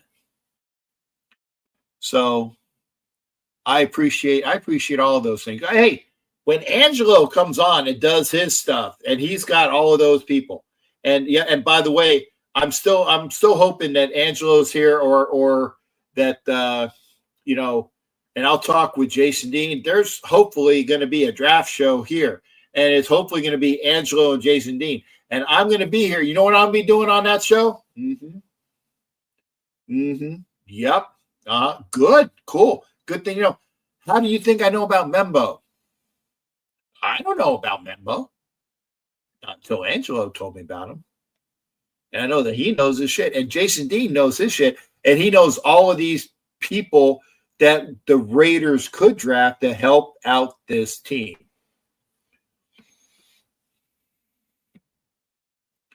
Yeah, I got you. I appreciate that. Yeah, and again, we got a great crew here. All the people that are here. Still on live sheet. That's why you're the cat. Thank you there, Chachi. I'm still on live. I'm gonna be signing off in about 15 minutes. I can do this now. And again, I thank Miss Peggy for being here. If you would like to come into the show now, because of anything that we discussed, that would be great. There is the link. For folks that are there on Instagram, I can't put the link up. I would literally have to type it all out. Come over to YouTube. There it is. There's your StreamYard link. And I thank you for that. But we're talking with family here. It's hanging out with the lady that knows her shit. And we have a great rapport. I think we do. We fight like an old married couple. that because I love Peggy. So if you want to come into the show now, because we got about 10 minutes, maybe I get a call. Hit the link. It's going to be a short one. It's probably maybe one, maybe two at most. But the things that we were talking about, like, and Peggy is correct in the fact we got to overpay.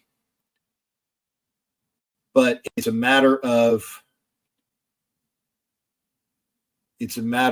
we still have to worry about, do the players not want to come here? Because again, Spillane went to the Patriots.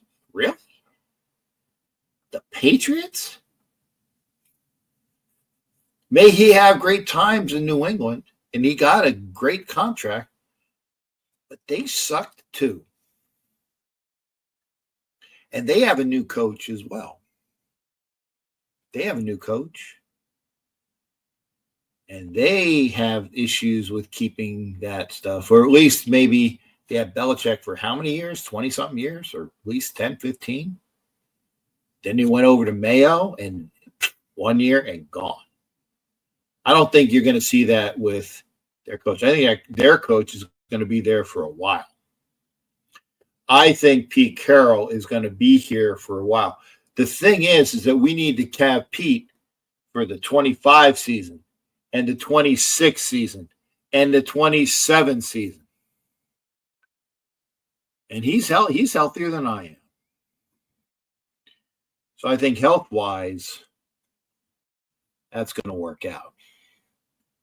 But as Peggy said, the environment has to change, where people are here and the continuity is here.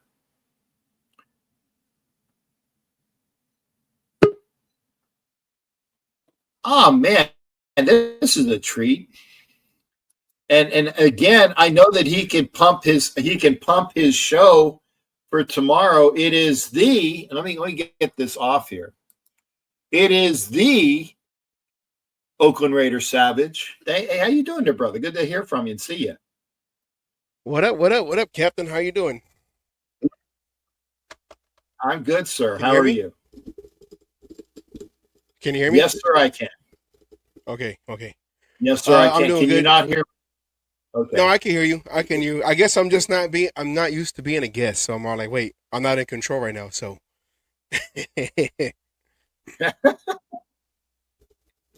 I have the buttons, but let's put it this way. I don't think that I would do anything to get you out of here for stupid shit, because you don't do stupid shit. Hell, I even had Emac, the gentleman that was talking, and this was Emac saying, he said, did you see that, by the way? What Emac I was the one that was commenting. Emac, I said he was the answer to Lombardi's "What the hell is going on out there?"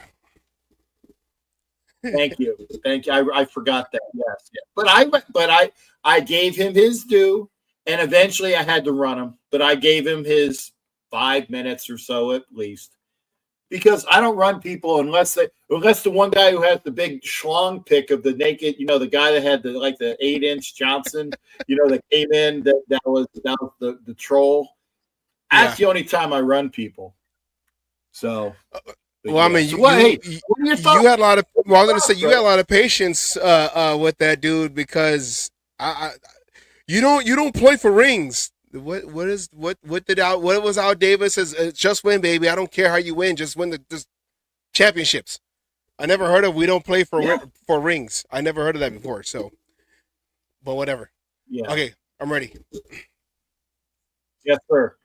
What your thoughts? Like I said, and we do have to change the environment. We have to change the culture. We have to go back to a culture where, remember years ago, where you say, by the way, Savage was there for the 30 years ago at the garage where the black hole started from. If you're not a member of the black hole, go to the website, become a member, become a lifetime member. Say you want to be in the Tampa chapter. I am the Tampa chapter right now, me and a couple other people. You can get your black hole membership and you can be with us. I'm sorry, Sav, that's another plug. But your thoughts on the culture. Like I said, the Raiders need to change the culture back to respectability. People wanted to play for the Raiders because of Al Davis. They wanted to play for the Raiders because of the Shield. They wanted to play for the Raiders because of the culture. And that has to change back to where it is a destination. It's not just because the facilities are great in Vegas. That's a bonus, but the culture does need to change. I agree with that. Yeah, and it also is not having different coaches every year. We need continuity. And that's another thing that, if I if I'm a worker, I don't want to go to a place that has constant turnover, and then now we have a new manager that's going to want to do this differently after we get, I used to work for FedEx, so we've had that my last stint over there, or my last place over there, where I had a route and I loved my route, and then a new guy took over, and then he wanted to change my route to somewhere where I never been before, and then it's like, then a new guy came in, then he wanted me to do, and it's like, I can't, I got to transfer out. I can't do this no more. So. All these players coming in and they see the turnover. We had all these different head coaches and all these different GMs, and with Pete Carroll, who is a proven head coach, he's got a ring with the Seahawks. He could have had 2 if he would have handed the ball off, but whatever. And then what he did in college with USC. That was Darrell Bevel. That's his fault. I got to say, that wasn't Pete's fault. That was Darrell Bevel's. And I'm pretty sure that Pete said to Darrell Bevel after, "What the fuck were you thinking?" I'm sure. Hey, he learned. What the fuck? I'm assuming that he learned if he has another running back like a beast mode in that same situation. We're handing the ball. I don't care. We're handing the ball. And that's offensive lineman. Us offensive linemen, we want that either a down block or a man block. Yeah, we're going through this hole. Stop it. Come stop it. I'm gonna drive you 20 yards that way. Come stop it. So, but I mean, Pete. Pete Carroll. I know everyone's gonna be hung up on the age, and he'll be 74 right when the season starts in September. So that's always going to be a storyline, like they always do with these players, like with Max Crosby. Max Crosby, even though this was now it's gonna be 5 years tomorrow. He said in his podcast, well, he was an ex, drugs and alcohol. Like they never let the negative parts go. They always want to put an asterisk to what people are trying to do in life. So they're gonna keep talking about that with Pete Carroll about his age. But I think Pete Carroll can be like in the movie Any Given Sunday. He could be like Al Pacino when he had that speech at the end and everyone's all inspired. I feel like he's gonna do that on week 1. And do the inch by inch, do the whole Al Pacino thing, and everyone's going to get all fired up. So I feel like Pete Carroll will be that type of coach. I mean, he's already playing basketball with Max Crosby. You heard that in the press conference when he got extended. So I think with Pete Carroll, that can attract people over because they know Pete Carroll, and Pete Carroll has a good track record with a lot of these players. When it comes to Spy Tech, I think even though hasn't been a GM before, they said he was heavily involved with Tampa Bay, but you have a guy like Pete Carroll that can guide him because he was, the VP of football operations with Seattle for a long time. And then of course doing recruiting with USC. So I think this is a good start. And I know Pete Carroll, I'm going to do what I just said. His age, he's not a long-term, he's not going to be doing 10 years, but he can be the one to set this organization to the right path and then hand that off to whoever is, going to take the reins later on. So he can be the guy to build a culture, and then the Raiders can go off from there when he's done coaching, when he's fully retired. So I believe that they're in the right position to make some noise. They got Geno Smith, veteran QB. I know he probably wasn't on a lot of people's bingo cards going into this offseason, but Raiders made the deal. I don't think it's going to be, a lot of money on the books when they renegotiate everything. So with a guy like that, and he's used to playing behind a line that wasn't good. So if we had the same type of line this year, hey, he knows how to play behind it. He's not going to be running in circles like Luke Getsy had Minshew run around in circles and throw a 100-yard pick six in Denver. So I'm like one of those Raider fans that I'm optimistic and I'm fired up before we even hit the draft. And we're hoping that what we do in the draft and all that, whatever, carries on, goes back to Napa, back to the old roots, doing training camp, and then starting the season with the proven offensive coordinator, which we haven't had in a long time. I don't count McDaniels because I feel like Brady was the offense and McDaniels was just the guy with the title. Yeah. So I'm optimistic now. As a Raider fan, as a lot of Raider fans, I'm optimistic now. And I'm hoping that my optimism doesn't turn to disappointment going into week 4 of the season. Even though we were 2-2 this year, you can tell we weren't. The defense was holding us in. The offense wasn't doing nothing. So hopefully that changes with Chip Kelly. Yeah, and great points. We were 2-2, and then we won 2 games the rest of the year. And I did that bet, what was it, and I think it was 6 games that they had in Vegas that said, oh, they got that easy. Or was it 7? Whatever it was, I said, well, that's an easy bet. And that's the only bet that I do when I go to Vegas. I do the one bet for the wins for the year.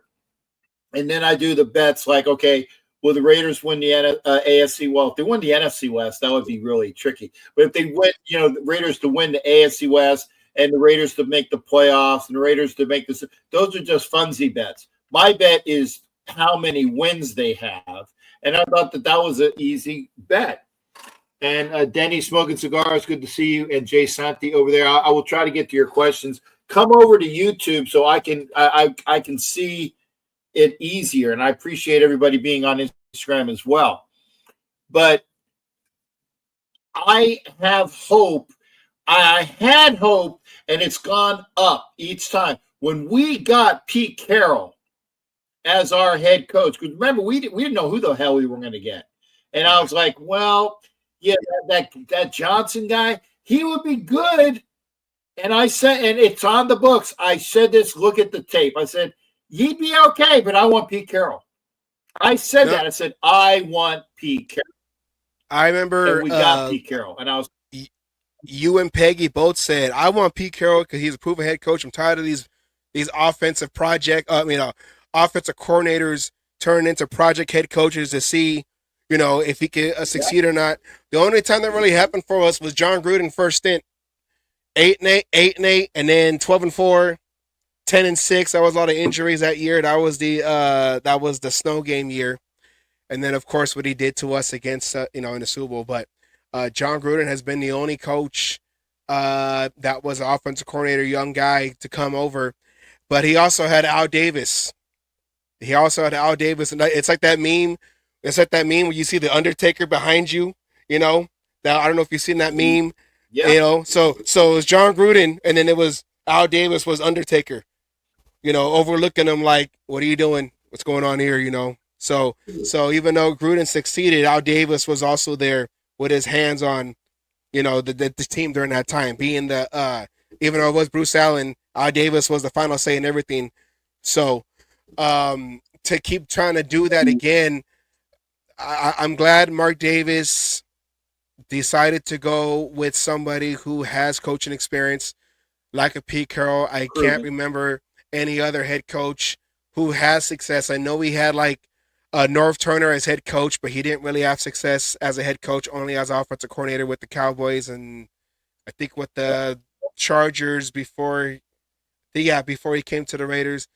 But it's always been a new guy coming in trying to prove himself as head coach. So for him to go with Pete Carroll, only 1 year out of coaching, to go with Pete Carroll, I thought that's a good move to start with, and then we'll see how it develops. Pete Carroll wants to win now, most likely why he got a Geno Smith and didn't want to overpay for a Sam Darnold who had really one good year in his seventh year. And I don't know if the quarterbacks in the draft weren't strong on them to come in and start game one, but now they can do whatever they want with that sixth pick, and maybe do still get a quarterback, but he don't have to be the guy. Don't do pick six because that's bad luck. It's the sixth pick. I'm hoping that sixth pick won't give us a lot of pick sixes. And yes, and I am of a mind. I am of a mind. Pick six or the sixth pick in the draft needs to be a guy that we plug in and does immediate good things. Either the offensive guy, Membo on the line, and don't poo-poo that he's if he's that good and he's that what is needed. Remember, Robert Gallery was what, number 2? I know it was a first round. 4 at the, yeah. He was, I think, at the lowest, he was 4. Okay, of the pick. I thought he was 2. Okay, and yeah, he wasn't the tackle we needed, but he was a decent guard. Okay. Yeah, he was too small for left those tackle. Are the guys you have. Right. Well, he had Tyrannosaurus Rex arms. He couldn't go like this. He could go like this, but he could only do this. Okay, yeah. And you get what I'm doing. The aren't here, but he was still a worthwhile first round pick. Alex Leatherwood was not. Sorry. And that, hindsight, he was not. By the way, even Jeremy Tunsil, who dropped, he just got traded because he is a offensive lineman of rapport that people want of his ability. That's why I said, go out and get Mekhi Becton. Throw that money at him. Okay? Throw that money at him. Okay? And I see that Jeff says trade out trade out from 6, but you got to have somebody that wants 6. You got to have somebody that wants Genty at that point, because I think Genty will be on the board. If it's the Cowboys that want Genty, they have a hard on for Genty. Okay, I can see that. Trade back and get from 6 to 12. I can see that, but make sure you're stockpiling. You're getting all of those picks that you want. Okay, and I can see that. And again, I was with you, Jeff. I knew who you were talking about. Dallas is number 12. But I still would take, I tell you, I still would take Membo. I would take, and if Graham is on the board and I'm in Green Bay, I will be like Forrest Gump and when he started to run with his, with his legs. With the brace legs. I will break my cane. I will run. If I'm in my scooter, I will hot tail that scooter through the crowd, and I'll have my cane in the scooter, and I'll beat people to get open so I can jump onto the stage. And that'd be fun for me because that's a high stage, by the way. I will say, help me, lift me up. I will break past security and I will take the cane and I'll hit security and say, and with the 6th pick, the Raiders take Membo. The Raiders take Graham, the big fucking kid from the University of Michigan, defensive tackle. That'll be me. And then they'll put me in jail. But hopefully somebody will pay my debt. I'd do that. No, I'm pretty sure if we all saw that live, hey, GoFundMe for Captain, free Captain.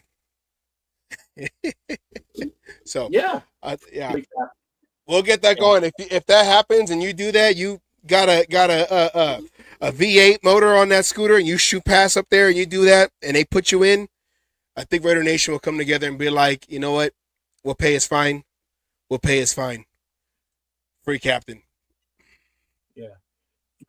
Now, Jeff says, and I want to say this now, by the way, okay, Jeff said you think that Membo and Graham will both be gone by 6th.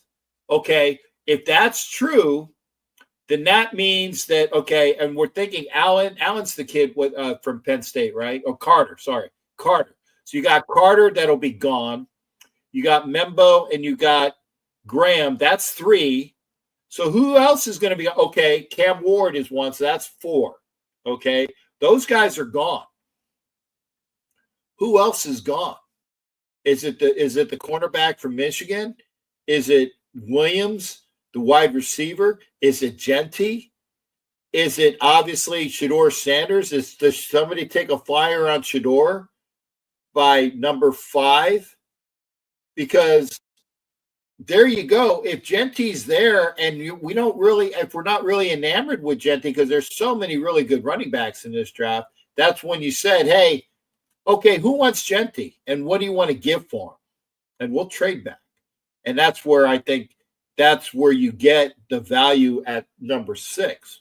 But you got to have somebody that wants something. And we'll see. Yeah. Who do you want, Savage? If all things being equal, who do you want at 6? And I'm not trading up to get anybody. I'm letting it come to me. Who do you want? I still got to do some studying when it comes to the draft, which will happen after this show that we do tomorrow. Okay. But I don't. I'm just not a fan of a quarterback at 6, and maybe because maybe because I have PTSD when it came in 2008? 2007 when we drafted Jamarcus Russell. Maybe I have PTSD with that. I don't know, but Jabustus Russell. I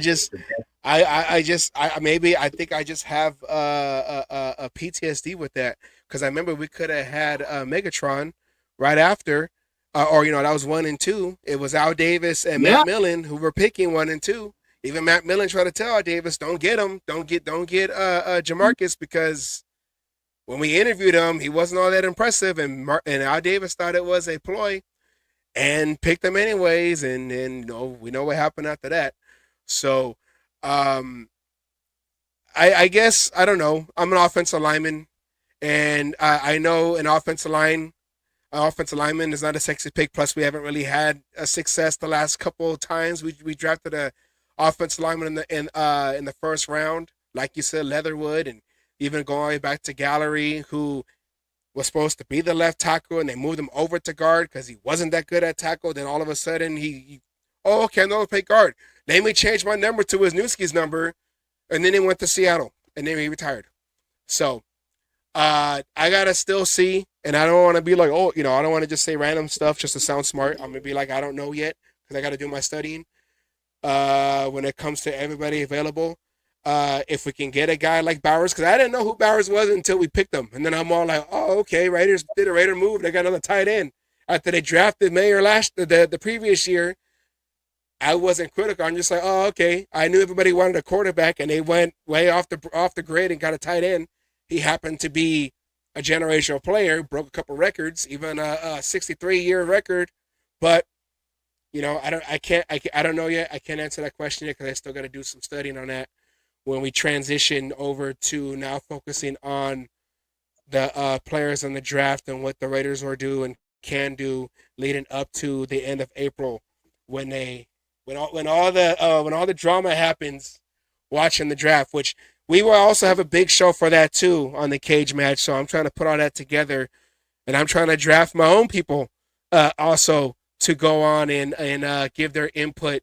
And we're gonna be covering that live.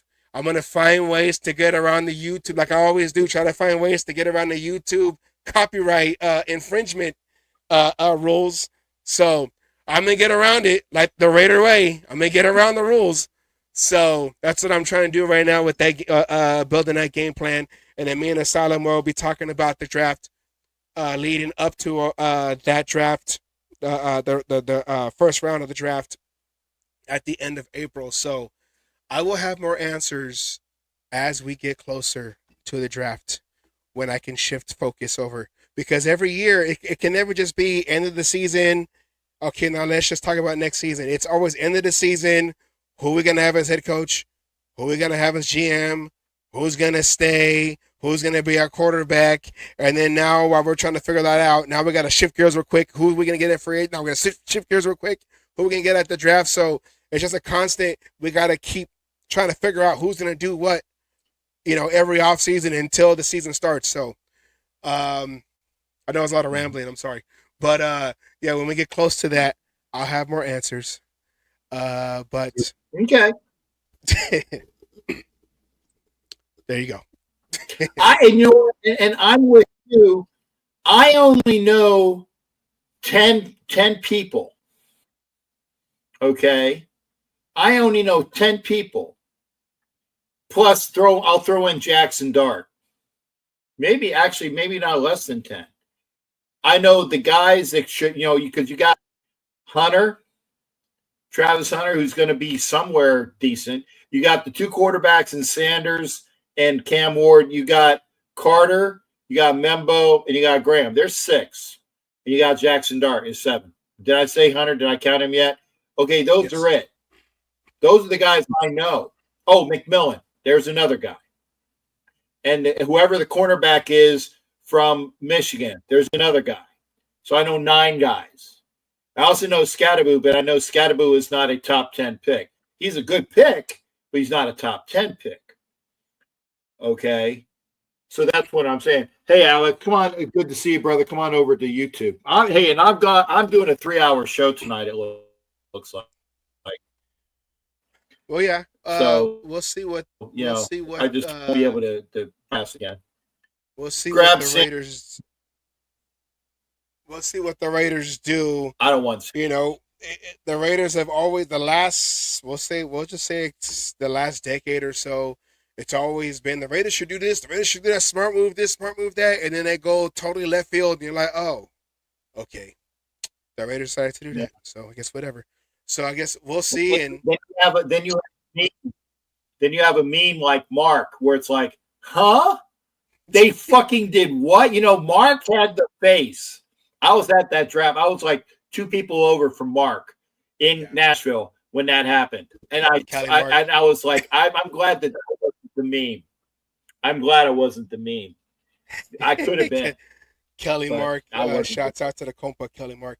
Yeah, I know. Yeah, I remember. And then he became a meme. He became a T-shirt, and he loves it. So so I want to try to get him on the show too. I tried to get him on the show last year, but he was having issues because he lives in an area that don't really have a lot of internet reception. So someone goes, "Oh, I'll try to log in, but it's not working." And I wanted to have him on the show, so maybe I could try to get him on the show leading up to this draft, like we did last year, and interview him and talk about that draft. And that was the Cleveland Farrell draft, and just talk about I guess who he wants and what faces he'll make if it's a good pick. So we'll see. I got to get back to putting all these graphics together. So you see, this is what we do here. We try to be our own ESPN on the Cage Match show. We're trying to get on the ESPN Ocho at least, since since Around the Horn is about to get canceled. We're trying to take the spot. Yeah, right. So I got to get back to putting everything together. But I did want to come on the show, Captain, because I know you always jump on to ours when you get a chance. Like when you jumped on when you was out in Kansas City and you jumped on with your big Raider jacket in enemy territory, just chilling.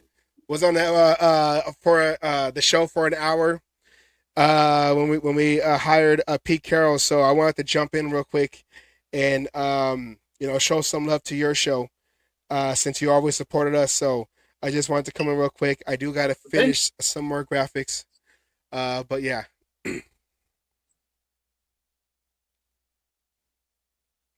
Hey, and before you go, I'm going to bring Jeff in so you guys can say hi to each other. I don't mind. I don't mind three screens when it's like when there people are moving. What's going on, brother? What's up? What's up? What up, Jeff? Can you hear me? Yes. All right. So what's up? I was doing some. What's that? I was doing some panhandling, trying to get some couldn't- subscribers, trying to get some viewers for tomorrow. I'm over here. No, I want to jump on Captain's show to show some love because Captain's always helping me out, helping us out in the show. And I always call Captain the hardest working man on YouTube. He's a James Brown of YouTube. So I always want when I get a chance to, I always want to come in and just make some noise and just make some noise on the show. So I was you were on for a little bit this afternoon. I was definitely pushing your show again too, and I'm going to be on during the day tomorrow too. So I will mention it again because Asylum was in the chat too for a while today after you left. yeah, He was in there too. So I'll definitely get you guys mentioned again tomorrow because it's a perfect segue. Talk about you guys, and I know you got Miss Peggy on tomorrow night too, correct? yes, Yeah. So you got Peggy on with you, and then I'll direct as many people to your show because as soon as you guys are done, our show starts on Wednesday night, so it's like perfect timing. yeah. That's why I like watching your show on Wednesdays, especially now, because it just goes from one to the next. It's a good Wednesday nights are good. They're really good. So I don't think we got anybody set up tomorrow night though. But yeah, I'll definitely be watching yours as usual. Yeah, and Hopefully I don't shout fall Well, asleep. I would be remiss. I would be remiss. I would be remiss if I didn't say that Wild Wild West is on tomorrow. That's right. I'm thinking, was it 6:30 Eastern time? Yeah. So Jack Kenna holds down the Raiders report for the Wild Wild West. I mean, I'll come in if allowed. I mean, at least I think I'm allowed back into the show because I made my mea culpas for the shit that was there. Raiders for Life, good to see you over there on Instagram. I can come back, and so I did, but Wild Wild West, then the cage match, then Jeff's show, and only The because the NFL Nation Live show is in hiatus. NFL Nation Live is in hiatus, so that is Wednesday. So that Wednesdays are. I got my fucking eye is killing me. Sorry. So Wednesdays are very, very active for Raider and NFL content. So it always be that way. And I don't do shows on Tuesday unless I'm doing one with Peggy or an occasional what the fuck show because it came out of the blue. So thank you for being here. And again, Savage, salute to you, sir. Appreciate you being there. And like I said, anything you want to throw at me, I'm not going to say no to. I'm not putting you to work. I'm just saying if you're bored. If you're bored, I would not say no to anything you got going on because I don't have the time or the wherewithal. I don't. I'm trying to build my resume, when it comes to making graphics or making videos or making intros or making whatever, like trying to build my resume because I don't want to be a driver no more. I just want to make videos, man.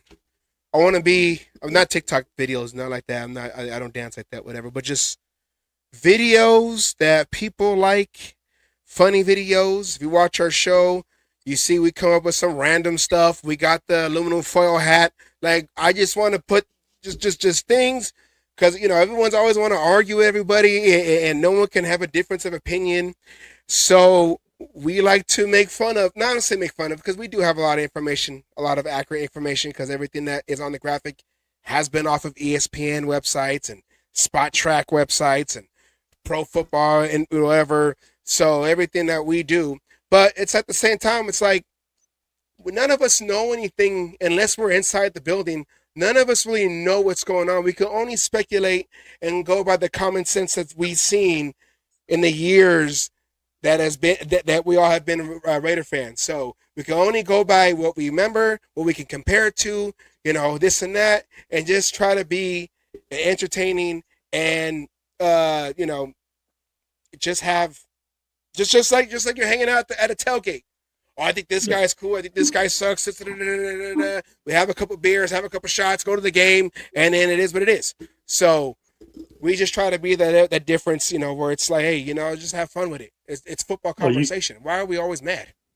You guys are definitely entertaining. There's no two ways about it. Your show's awesome between all the content you guys put out and just the comic relief between the two of you with you and Asylum. I mean, it's just it's fun as hell, and you actually make it fun from the chat side of it too. I mean, I can tell when I get Asylum going because I start typing something and I can see him start smiling while you're in the middle of a serious talk about something. I can see him start smiling, so it's like, yeah, I got him. See, the one time it gets serious, and you gotta just mess the whole thing up, Jeff. But I appreciate, Jeff's always in the comments, and then Anna has been on, like, just about from day one. Yeah, she is. Anna's been on every show. Asylum has his own record. He's been on every single live show since we've done the show, going on 2 years now. I've missed a couple, but I have put the show together. Jeff has covered for me when me and my family was in Legoland. So, but I was on the ride recording videos of like the Raider press conference, and I'm over here like trying to, okay, send Asylum, it's ready. Okay. So me and Asylum, we put the shows together every week, every Wednesday, 5 p.m. Pacific, 6 p.m. Mountain, 7 p.m. Central, 8 p.m. Eastern, for all those, for every time zone. And then of course in Hawaii, that is 5 minus 3 now because of the 2 p.m. Hawaiian time. If Rick is out there watching or listening, so every Wednesday we do that. We put information in. We have fun. We make jokes. We make fun of the Chiefs because that's what we do. So and we do that until the season starts, and then we go into season mode. So. That's what we do. And we'll be here tomorrow with Miss Peggy And like always, Miss Peggy is always, the hard hitting. I told her, I said, we need to sign you to a long-term contract. Okay, that's what we need. So we'll have her on tomorrow night, and she'll be, what would I like to say, giving us a lecture on how she feels of the current state of the Raiders up until this point. So I just wanted to come on and shameless plug. You guys, I'm sure you guys don't get the brunt, because Peggy gives me barrels of like, I feel like I'm under attack with, and I love it, but I'm like, I'm sure you guys don't get the brunt. I'm the brunt of Miss. Well, you're the only one on the show with her, so yeah, you're gonna. I don't even know what the word is. Well, yeah. The first time we had. Oh, what's the first time? Miss Tacktown, by the way. Hey. Sorry, I was going to say the first time we had Miss Peggy on. Tacktown wants to know what your guys. I'm typing that right now. Go ahead. The Cage Match Show on. Oops. YouTube. All right. No, the first time we had Miss Peggy on, it happened when Asylum was going to debate her about Marcus Peters, and then the Raiders ended up cutting Marcus Peters right the day before we were going to go live, and Miss Peggy came on, and I didn't know how Miss Peggy will be like I never. Yeah, I got concussion protocol basically. I felt like remember that it was Reggie Bush in his first game in the NFL, and then he got smacked by the Eagles on that first, I think it was like a swing play. He went out for a pass, then he got smacked by the Eagles. I don't know if you remember that, Reggie Bush. I felt like Reggie Bush on that play. Well, I just got smacked, and now I'm just kind of sitting there like, what happened? What's going on? Birds, spinning around. So I learned that when Miss Peggy is on, you need to be head on a swivel, be on your toes, because if you slip one time, okay, she's like Jack Tatum when he hit the receiver White in Super Bowl 11. So Sammy White, baby, Sammy White, yeah, yes, and he said he didn't. And drop by the the way, You're always prepared. I think the only time, and I'm going to say it because I think you know what's coming. I think the only time that you weren't prepared was during a broadcast a couple of years ago when you were fucking, what do you call it? Sidelined. Like you had no fucking clue that you were getting trucked. And you know what I'm talking about. You had no clue what was going on. Yes. Yeah. I but know you're exactly. You're always prepared everywhere else. Are you talking are you talking end, during, by the way, are you talking during Veterans Day 2020? Around Veterans Day 2020? When I got pulled in to cover, and then it was a whole. Yes. Has it been? Yes. Oh, okay. I remember the show. I didn't remember the time frame, but yeah, I'm sure it was. Yes. Okay. You I know and her exactly. is like Ralph and Alice. Is that for me, Sharif? Yeah. Are you saying that Peggy and I are like Ralph and Alice? Yeah, and she gets me. She okay. And again, I think I know my stuff.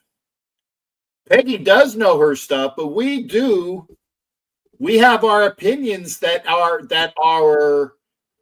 we hold by.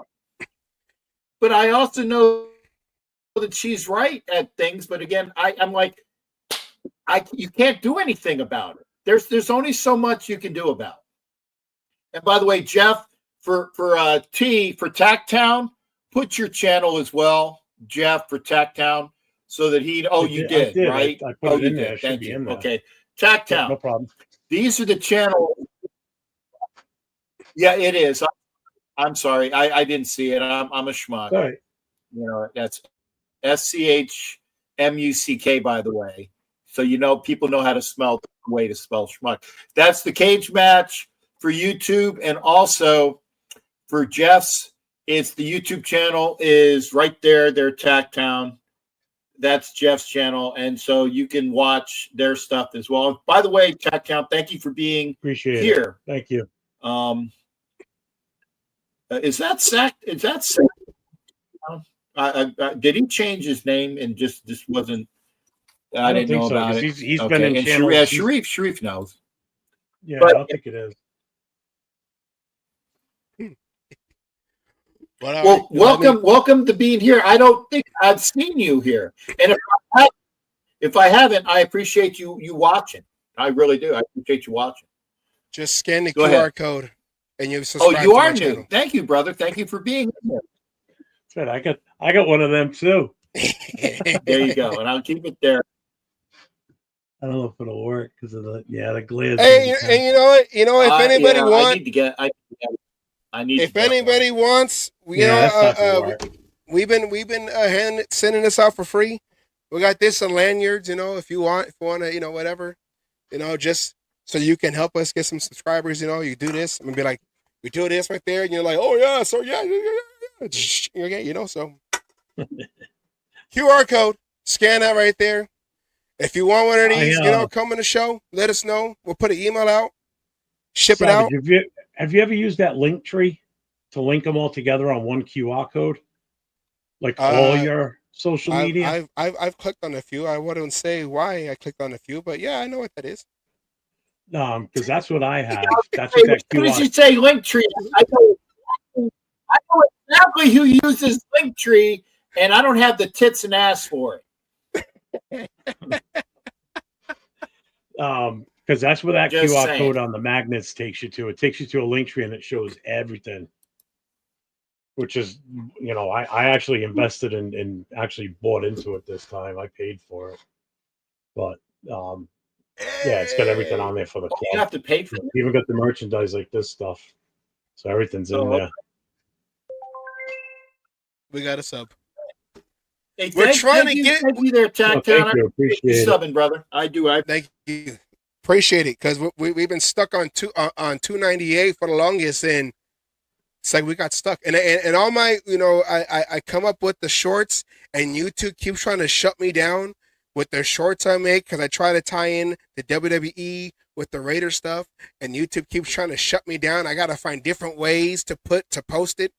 So that's what our last short was, the John Cena turning heel, when I flipped it to make it seem like Pete Carroll turning heel when he took Geno Smith. So, but I had to keep playing with it and keep filtering it. So YouTube, it'll go under the radar. That's what I said. I try to find ways to get around YouTube. So it's my has been my favorite hobby now, is to get around the YouTube walls. So that's what we try to do on our show. We sometimes get shut off for a second because YouTube catches us, but hey, that's what we do. We're not getting monetized yet, so until then, we're gonna do some illegal stuff. That's what we do, and because all we're trying to do is provide a great show for the rest of Raider Nation that watches us. Even if YouTube try to shut us down, we always blame it on Roger Goodell.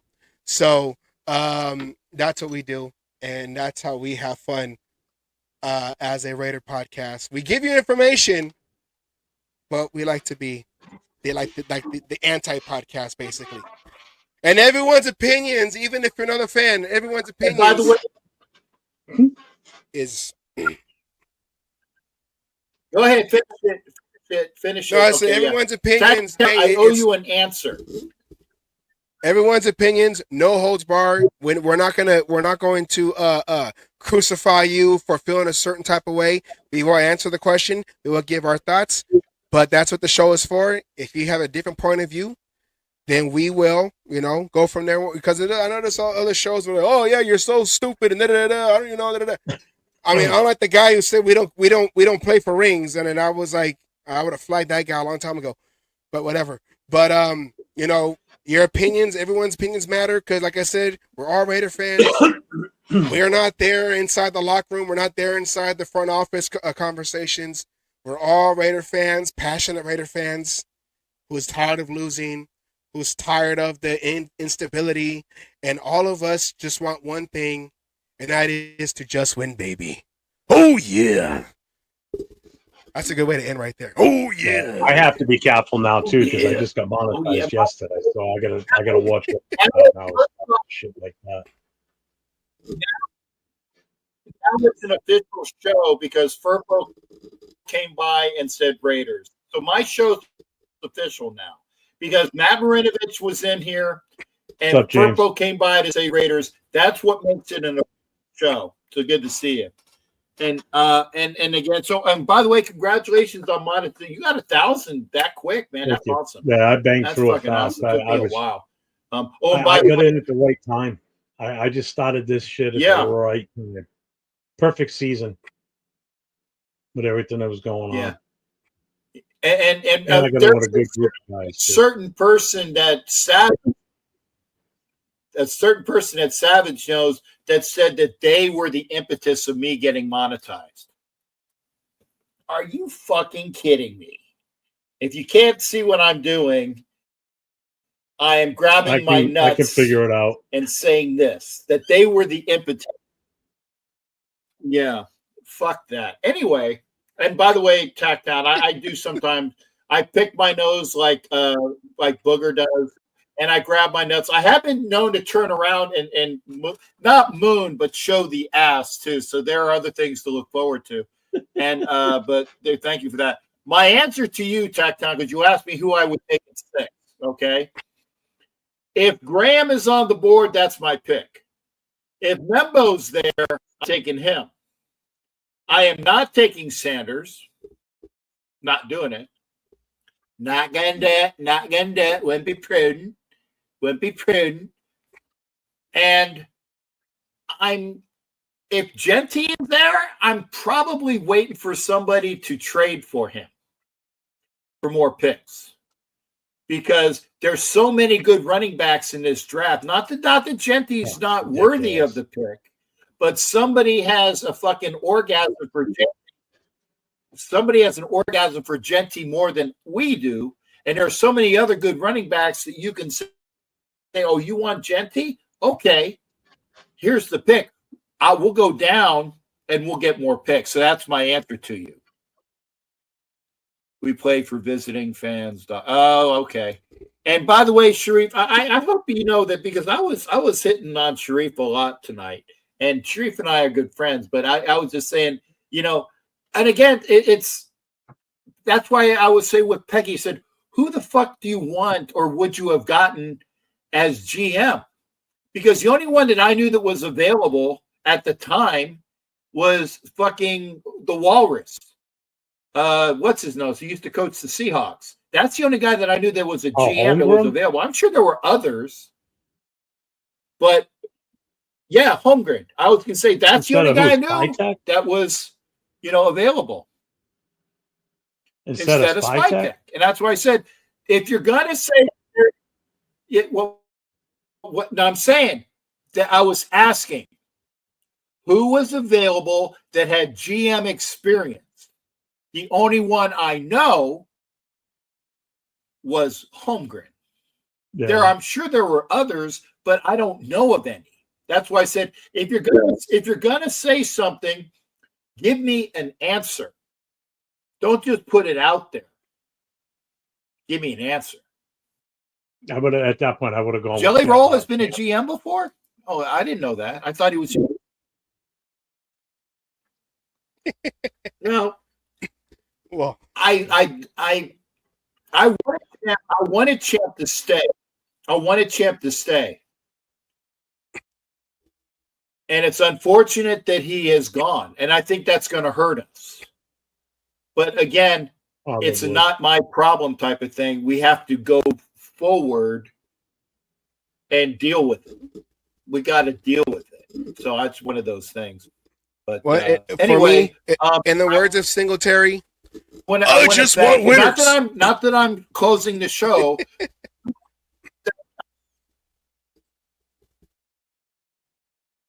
Captain Froze. Yeah. Yeah, he did. Oh, it was I want winners. One more time. Okay, thank you. That came through, and I thank you for that, there, Savage. That's what I want. Yeah, like Singletary said, I want winners. Thank you, and again, okay. And that's all I got. You did that rather well, just like. Thanks, brother, and anytime. And I hope. I don't know what I'm doing tomorrow, but I'll try to stop by if I can. Text me and remind me, because I have old man shit. Sometimes I want to do it, but I forget. Cat moving over there like that, like the stutter stuff. It reminds me of Max Headroom from the 80s. The way he just keeps skipping around the screen. All right. Take care. See you, Savage. Am I skipping? Yeah, you are. Yeah. You keep like freeze framing. Take care. Peace out. I'm skipping. Fuck. Okay. All right. Be good. Now you're stroking out. Now I look like you're having a stroke. There we go. No, hey, don't even think about that shit. Because remember, I was talking about my leg being in a. Oh, actually, I got to put my thing back on. I have a heating pad around my ankle, or my calf, I should say. It's not around my ankle. Yeah. Because the walking has gotten so bad recently, and it's at that point, and I'm hoping it's not a DVT. Oh, yeah. So I got to get sometime soon. Yeah. So I'm hoping to get sometime soon. So, but I will do it as soon as I can. But if I'm moving like this, what, like that, I apologize. Is it swollen like a demon? No, in it? It's not swollen. It's just no, it's not swollen. It's a constant pain that won't go away. And I don't know. I put it. I'll even show this because I've had it on for a while. I put on a lidocaine patch, which I just took off earlier to try to help it. Didn't even phase it. I put the heating pad on. Didn't even phase if you it. press So on the there's skin, something going on. If you press on the skin, I don't know what it is. Cap, if you press on your skin with your thumb, does it leave an indent? Let me see. Hang on. I will tell you. No. Like, in other words, does it take a while for the indent to go away? Oh, okay, hang on. No, it bounces right back. Does it? All right. Because if it stayed an indent for a while and takes a little while for it to kind of go back to normal, then that's definitely edema, which is fluid buildup. Yeah. Because I had that for years with my legs. And I was, because I was pushing like 500 pounds. I'm down to about 312 now. So, but yeah, that's dude. Good for you. I used to be at 312, and yeah, I just went to the doctors today and they weighed me in. I was shocked that I was down that low. I'm happy. Good. Well, that's great. Yeah, and I'm happy for you. Now, thank you, Jeff, being here from the New England. But what was your take that you wanted to tell us? Hell, I might be doing a 4-hour show tonight. Depends. Maybe 3.5 if we're still here. My phone actually fucking timed out on me, so that's at 0. So I got to go get that plugged back in. and yeah, so my phone's done. I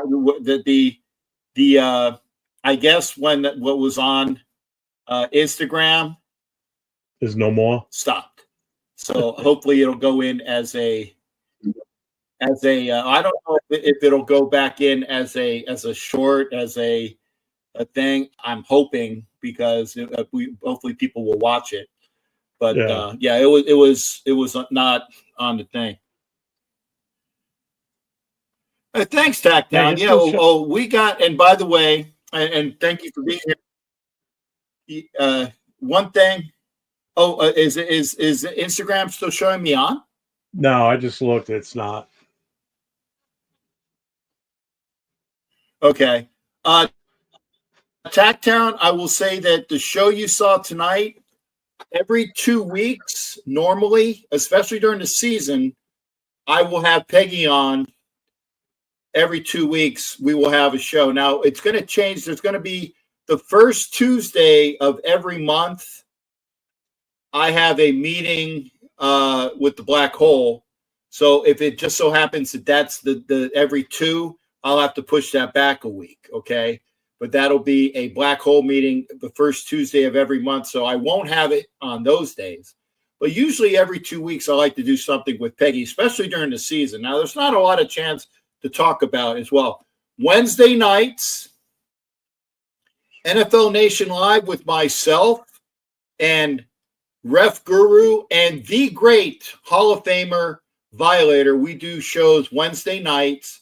NFL Nation Live, be sure to hit up for that. Thursdays and Sundays are the Captain Jack shows, 9 o'clock Eastern, 6 o'clock Pacific, every Thursday and every Sunday. And as I was saying before the show, yeah, Tacktown, I travel for games. He does. Oh, yes. Big time. I am. Yeah, I missed one Vegas game last year because I was working. I don't have that job anymore. I missed one Vegas game. It was the Steelers game. I was at every Vegas game last year. And I was in Baltimore. I was in Tampa.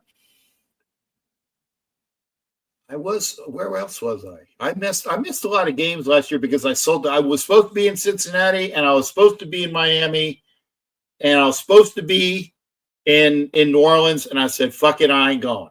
But normally I travel to those games too. So yes, I do a lot of travel.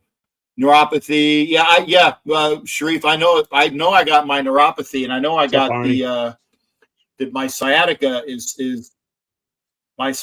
sucking. So there it is. Arnie, good to see you. You roll all over the place. Yeah, he's a whore. He's a whore. I'm on all the time now. I'm a whore too. Yeah. I've been on so many hours the last couple of weeks. It's been insane. Hey, that's why you got your monetization. Well, yeah, as of yesterday, yeah. So I mean, like today's show, the amount of people that I've never seen before come on the channel, and the chat was ridiculous. It was insane. I was on. I don't know if you've seen him. The kid, that guy, Chris Raiders. I started a show with him on Saturday night. So him and I have been doing stuff together during the day, during the week, because he doesn't work anymore, and I'm out of work because of medical. So both of us can just pick up during the day and hop on, and that's what we've been doing the last few weeks. But we were on all day yesterday for the combine. Today we got on a little bit later because I had a doctor's appointment, so I didn't get home. So we didn't go on until 4 o'clock, but we stayed on till 8. We'll be on tomorrow from 12 o'clock. Good night, Anna. Tomorrow. Here, honey. See you, Anna. So I mean, we're pushing out because I'm trying to help him get his channel up too. So I'm getting him involved as much as possible. Yeah, but we started a Saturday night show. It's all we talk about on Saturday nights is old school Raider stuff. We're not really talking about the current situation with the team. It's two older guys that are, OG fans of the team from the 70s, talking about our experience growing up as Raider fans. He's a few years older than me. He's 60, so that's the premise of that show. And I got one other person that's supposed to be on it with us. Oh, so he's my age. Okay. Yeah. Hey, Mac, we were we were talking about you when you were gone, and I should be in Houston this year because I believe that is going to be the okay. And I will say this: if you are a Raider fan, and you probably are if you're watching, EMAC, your excuse because you're a Seahawks fan. If you are a Raider fan, you need to be for the season opener. You got to be there because that is going to be a dynamic blowout. The Black Hole has a lot of things planned for the season opener, and they got things planned for other games. If you are going to a game this year, go see my boy. Oh, wrong one. Go see my boy Jeff in New England. I plan on being there. Obviously, things can change but I am planning to go to New England. I'm planning to go to Houston. I am planning to go to DC, and I'm planning to go to Philadelphia. Those are the games that I'm planning on going to. That's 4 of the 8. Yeah, that's pretty good. So that's half of them. And I'm going to be in Vegas. I'm planning to go to Vegas every game. Even if I sell my tickets, I will be there. Anyway, I'll find a way to get in. I mean, I'll buy a cheap seat and go in. My tickets might go for hopefully some good money, but I'll be there. Matt doesn't draft the one. Yeah, I tell who do we draft? Spytek doesn't draft the quarterback, running back, wide receiver, first round. Who do we draft? I tell you, Arnie, I told you. See, you had my pick in Johnson and Graham. Johnson? Who's Johnson? Will Johnson, the cornerback from Michigan. Cornerback from Michigan, yeah. Okay, that could be it. That could be a guy. I want Graham. That's my guy. I want Membo. And that is not a sexy pick, but I'm telling you, I think that's the guy. Membo is like this year's Fuaga. People are going to want him because of his versatility and what he can put in there. EMAX says we're going to go after Travis Hunter. God, I hope not. I like Travis Hunter but I just think he is overrated. I think that he'll be a decent. Yeah, I think he'll be a decent cornerback. He'll be an okay guy. Oh, I want Membo. EMAC, that is your opinion. No, he's not. If you get Travis Hunter, that is your opinion. Just like you have an opinion that Chip Kelly is not a good offensive coordinator. Just like that's your opinion. It's not fact. Any words that come out of your mouth are not facts. They are opinion unless you can quantify that.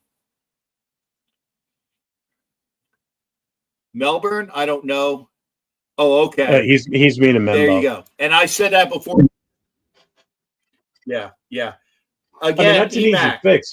Unless, sorry. Go ahead. There's such a stutter step between when you talk. That's why. Yeah. I was Sharif. The season opener is, but if you can go out there, this is the year starting this year to go out there. It's going to be a big, just like Oakland used to be. The season opener in Oakland, that was the game you wanted to go to. I know the prices are different. I get it. But if you're going to go to the season opener. And again, it's your opinion. It's not a fact. And I'm not going to argue with you anymore. Go ahead, Jeff. I apologize for cutting you off, sir. Well, yeah, the season opener when it used to be in Oakland, that always was the first week was always Raider Mecca too. You know, because I know a lot of the guys from the Booster Club used to go up there, you know, for the Mecca too. You know, they haven't had that since we've been in Vegas. You know, I know you used to go because I used to see pictures. Yeah. And I mean, the big thing with the Raiders when they come to New England, we can't plan anything until we know a date. And I'm just praying to God the date's not going to be in December or around a holiday, because that would just throw a monkey wrench into everything, because that means there's a better chance of not a lot of Raider fans coming out from Cali or Vegas, or like yourself coming up from down south.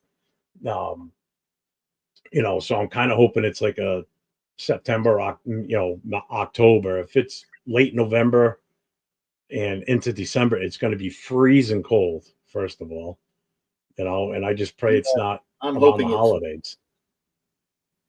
You know, you'd rather come up here in September and October anyway. You don't want to come up here in the winter. You guys be freezing your nuts off. You know, my buddies from California that want to come out, they're like, "Oh, I'm fine with the cold." I'm like, "Yeah, wait till you get here, and then you won't be." I want to go up there, and Jeff, if I do go up early, I'm going to try to stay with you for a night or two. I'm going to try, but I'm going to come up early, and I'm hoping the Sox are in town. Why? Because I want to go to Fenway. I want to make it worth my while. Yeah, that's it. That's what I want to do. I want to make it because I want to. I've been to Yankee Stadium, but the Yankees weren't in town. That's the new Yankee Stadium, by the way. I never went to the old one. But I want to go to Yankee Stadium and see a game because it's Yankee Stadium. I went to Wrigley. You got to go to Wrigley. I went to Wrigley. I want to go to Fenway. I want to go to the Park. I've been to the Garden, the new Garden, not the old Garden, but I've been to the Garden. I've been to the old one. Because why? It's the Garden. Yeah. No, I haven't been to I went to the new Garden. Yeah, I haven't been in the new one. I've been to the old one. Yeah, right. Fenway Park, I've been twice. I took my grandfather back in 2014. I took him to his first Red Sox game in like 50 years. He hadn't been in so long, and I had a blast with him. And then I went in 2019 with my daughter and her best friend, and that was a trip. I mean, going with the two of them was hilarious. So that was fun. That was a lot of fun. So yeah, going to Fenway, going to a baseball game is different than what I can't watch it on TV. It's so boring. But it's just the atmosphere of being there, especially when they pop at seventh inning, when they play the Neil Diamond song. To be in that stadium when everybody's singing, I mean, word for word singing the song, there's nothing like it. Because that's where that started. Now everybody and their brother uses it. I know it kind of started in Penn State, but when they had all their issues with the coaches and shit and the athletic director, they stopped using that song. So, but the Red Sox still use it to this day, and it's just now you see other stadiums using it, which kind of pisses people off because it's like our thing, just like the way the nation is our thing. I was in spring training in Lakeland, and they sang "Sweet Caroline." I'm like, what the fuck are you doing? That is a Red Sox thing. It's not a Detroit thing.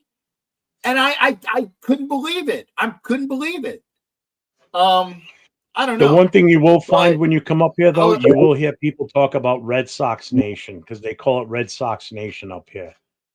And that drives us nuts over here as Raider fans in New England when they start using that shit. I'm like, there's no Red Sox Nation. Everybody and their brothers using Nation now.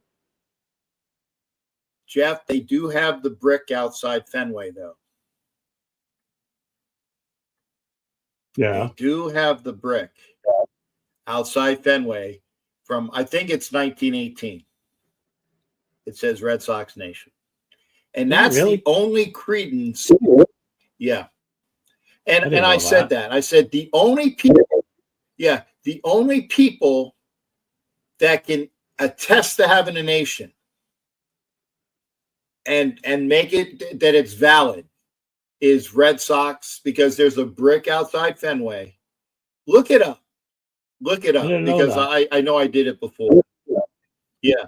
Red Sox Nation, like I think it was 1918, something like that. So yes, Red Sox fans can say Red Sox Nation because of that brick. I remember reading about it. Just like I was trying to tell Peggy I didn't know that. about the guy that came in, and I didn't remember his name, and I even quoted Mitchell Renz. I don't quote any YouTuber, but he did have the guy on. That was the impetus for Brady bringing in a shit canning Fiasco, and I'll do another Sharif Allah Khan Tom Fiasco, okay?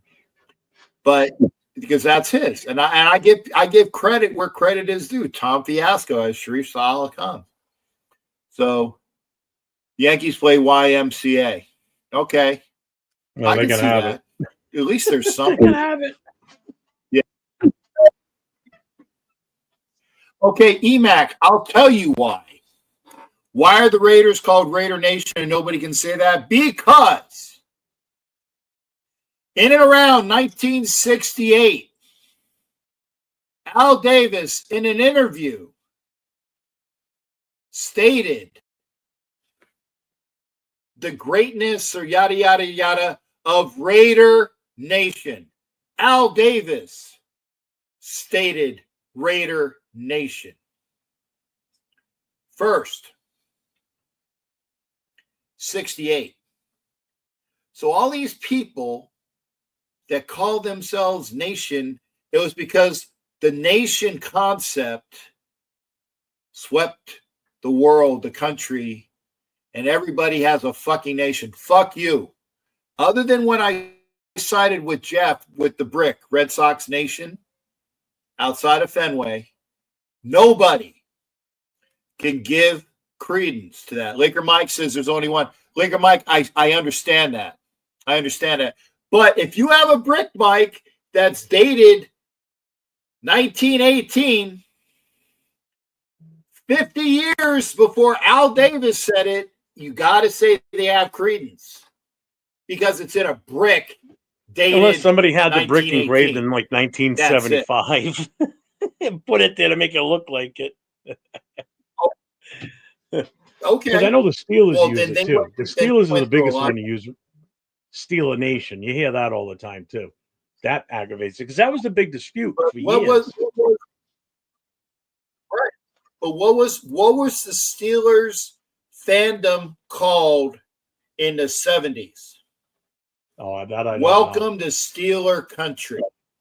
That's it. Right. Welcome to Steeler Country. You're in Steeler Country. And they showed Joe Green and L.C. Greenwood and Steve Furness and Dwight White. Those are the four I remember. They had Greenwood and Green and Furness and Dwight White. That was their four guys on the defensive line. Welcome, or you're in Steelers Country. Fuck the Steelers. And then you got the really fucked up assholes who calls it Cowboy Nation. Yeah, that's just be the stupid America's team and be done with it. Again, another one that I don't understand why people named them that anyway.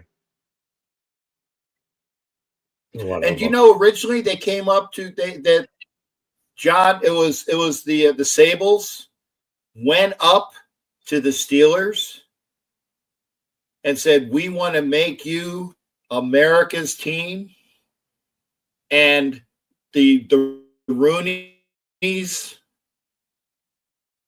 no, we don't want that. We are the Steelers from Pittsburgh, yada, yada, yada. Don't want no part of that. And their second choice was Dallas.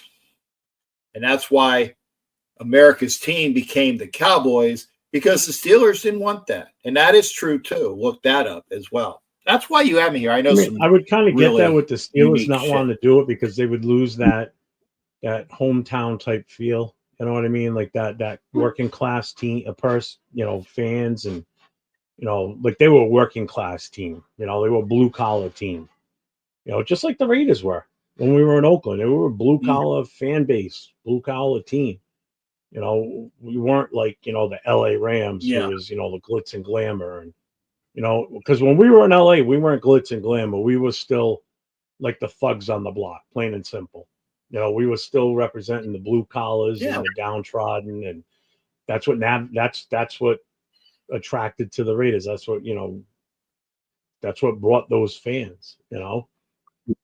Just like people don't Yeah. realize sometimes how much hip hop culture in the 80s impacted the popularity of the Raiders across the country.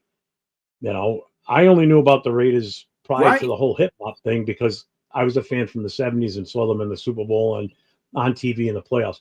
You didn't see them on TV around here during the regular season. You know, and then the 80s rolled around and you had NWA become popular wearing all Raider gear.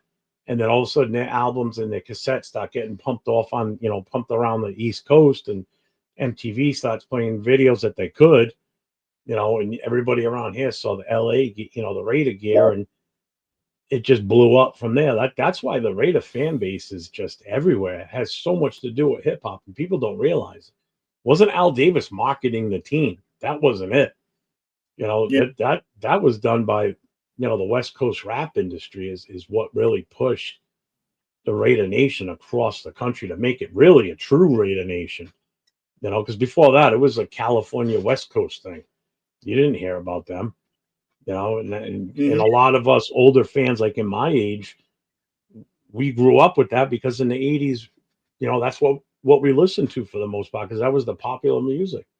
You know, so it's like a little history lesson tonight. Actually, this is pretty good. You know, this is, we talked about this on the show Saturday night.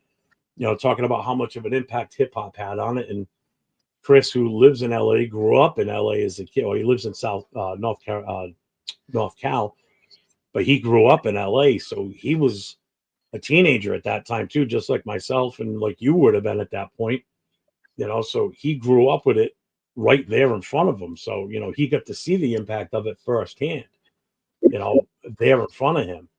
So he was able to speak a lot about it. But I knew about the whole hip hop culture and how it changed, you know, the really the sports merchandise.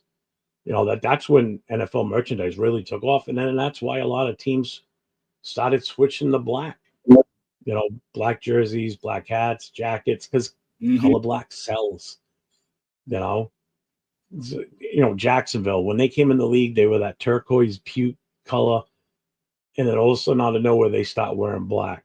You know, they have black jerseys. You know, everybody's putting the color black into their jerseys now because it sells. Yeah. You know, so I mean, it had a huge impact on the East Coast. You know, but you know, a lot of uptight parents around here in the '80s didn't want their kids listening to that shit, but we still got it anyway. You couldn't avoid it. You weren't going to stop kids And from I think listening to I've that told you shit. this. Yeah, I think you know this, Jeff. So I think I've said it before. I was stationed in Long Beach in 1992. Let me see, 90, 91, 92, or maybe 93. I'm in Long Beach, California. Been a Raider fan almost 20 years by then. Actually, over 20 years. So I started being a Raider fan in 72. I have my civilian clothes are Raider clothes, Raider t-shirts. I have my starter jacket. I have my hat. I'm in Long Beach. I'm on the Navy base. I'm not allowed to wear that going off the ship. I'm not allowed to wear Raider gear going off the ship, leaving the ship, going out into town, into Long Beach. Why? Because the Navy said that is gang-affiliated wardrobe. I'm like, are you fucking kidding me? So for the couple years that I was in Long Beach, actually it was a little over a year because we moved down to San Diego after that. And so for the time that I was in Long Beach on the ship, I couldn't wear any of the stuff that I had. I brought the stuff back to San Diego to my then fiance, now wife. I just kept it in her house because I couldn't wear it otherwise. And then, then I was allowed to wear it when I was back in San Diego because that's where she lived. And, is this guy trying to pick a fight with you or me tonight? Who is this guy? Yeah, EMAC, you're EMAC is a gentleman. EMAC, how old are you, by the way? I'm kind of curious. EMAC is a younger gentleman that goes on because he walked. He's 24. Yeah, he's 24. You're older than I thought because EMAC, you're acting like you're 15. Yeah, you're acting like you're 15. I'm just saying. I know you like to troll and get responses. Notice that you're not in the back. By the way, I'm probably going to be ending the show pretty soon anyway. So there's really no reason to come in. But if you're just going to throw things out there to troll, if you have an opinion of something that's worthwhile, I put you on. You were talking about Pete Carroll and Chip. I put you on because it was opinion. Okay. Yeah, he is. He's special. Well, isn't that special? Okay. What was he going to try and come on here with you? I'm saying then don't. The link is out there. I don't have to put. It's like, where's the link? It's in the fucking chat. Let him in. It's in. Yeah. Yeah. No. It's like it's in the chat. Go up and find. Go here and go find the chat. The link is there. But if you're going to be stupid, if you're gonna be, Laker Mike says yellow bus. Okay, I don't. I make sense. And by the way, Bronco, Big E Bronco comes into my shows. Big E Bronco, and he is a troll, but at least we respect each other because he has opinions and valid things.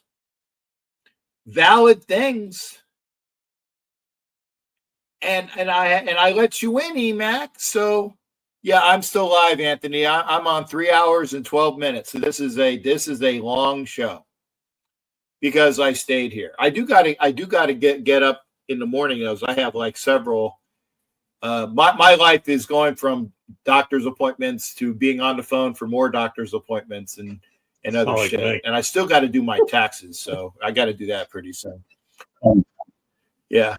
In Long Beach, especially, there's a set called Insanes. They wear your petty officer was correct. Yes.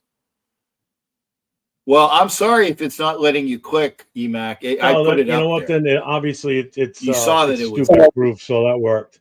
Worked out. It's stupid proof, so you're good.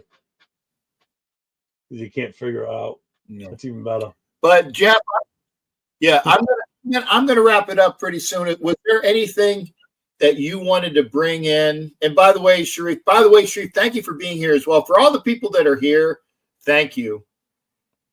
And yes, that includes you, EMAC, because you're watching and you're contributing. I will say that. I thank you. And Anthony Provencio is clear. Boy Savage is still here to bring entertainment because if you're funny, that's fine. Yeah, if you're funny, there's a fine line. Yeah. There's a fine line between humor and stupidity. And Andy Kaufman, there's somebody for you. Andy Kaufman walked that fine line. So and he was successful with I get you're trying to this guy's not. Yeah, you're trying to push the envelope. I get it. Thanks, Laker Mike. I appreciate that. And making you entertaining as well. I maybe. I got a couple doctor's appointments. I mean, I'm going to be on all day tomorrow. If you want to pop in at any time and, shoot to your channel, I don't know if you have hour restraints or whatever. I don't know, But if you want to come on tomorrow with us, you're more than welcome, brother. I know you've popped in on the other shows that I've done, especially tomorrow. I mean, you had good content all the time. So I'd love to have you on with Chris and I. I want to actually talk to you about seeing if you'd come on a Saturday night with us when we talk old school stuff. I think that would be fun. Oh, too. yeah. And I was going to say, I would do that. I would have to make an appointment to do that. And I've done it we before. Can figure that out. I'll talk to you behind the I don't scenes. do the old. Yeah, I don't roll I don't roll my sidewalks up at Leavenworth like they do. It's fucking Leavenworth, man. There ain't shit in Leavenworth. I was going to say, Genty and Anthony, I'll put this. This will be the last point that I said. Genty would be okay, but honestly, if Genty is the guy at 6, somebody wants him more than us.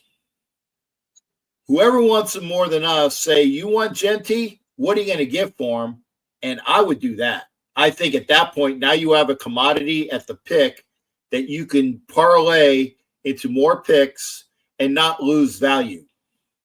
Because if there's some, if like I said, if Graham's off the board and Membo's off the board and I'm not taking Sanders, I don't even think I would take Travis Hunter at that point. Maybe somebody wants Travis Hunter at 6 and he's still there.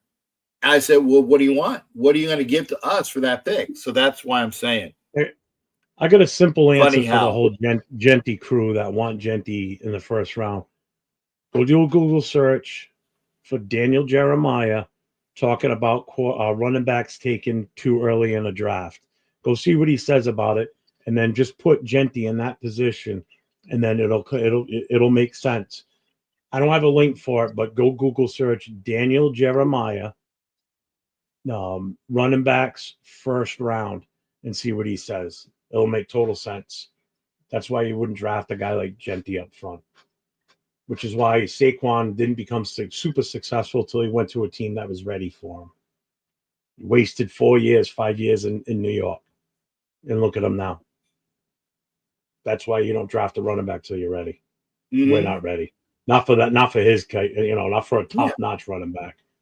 Nope.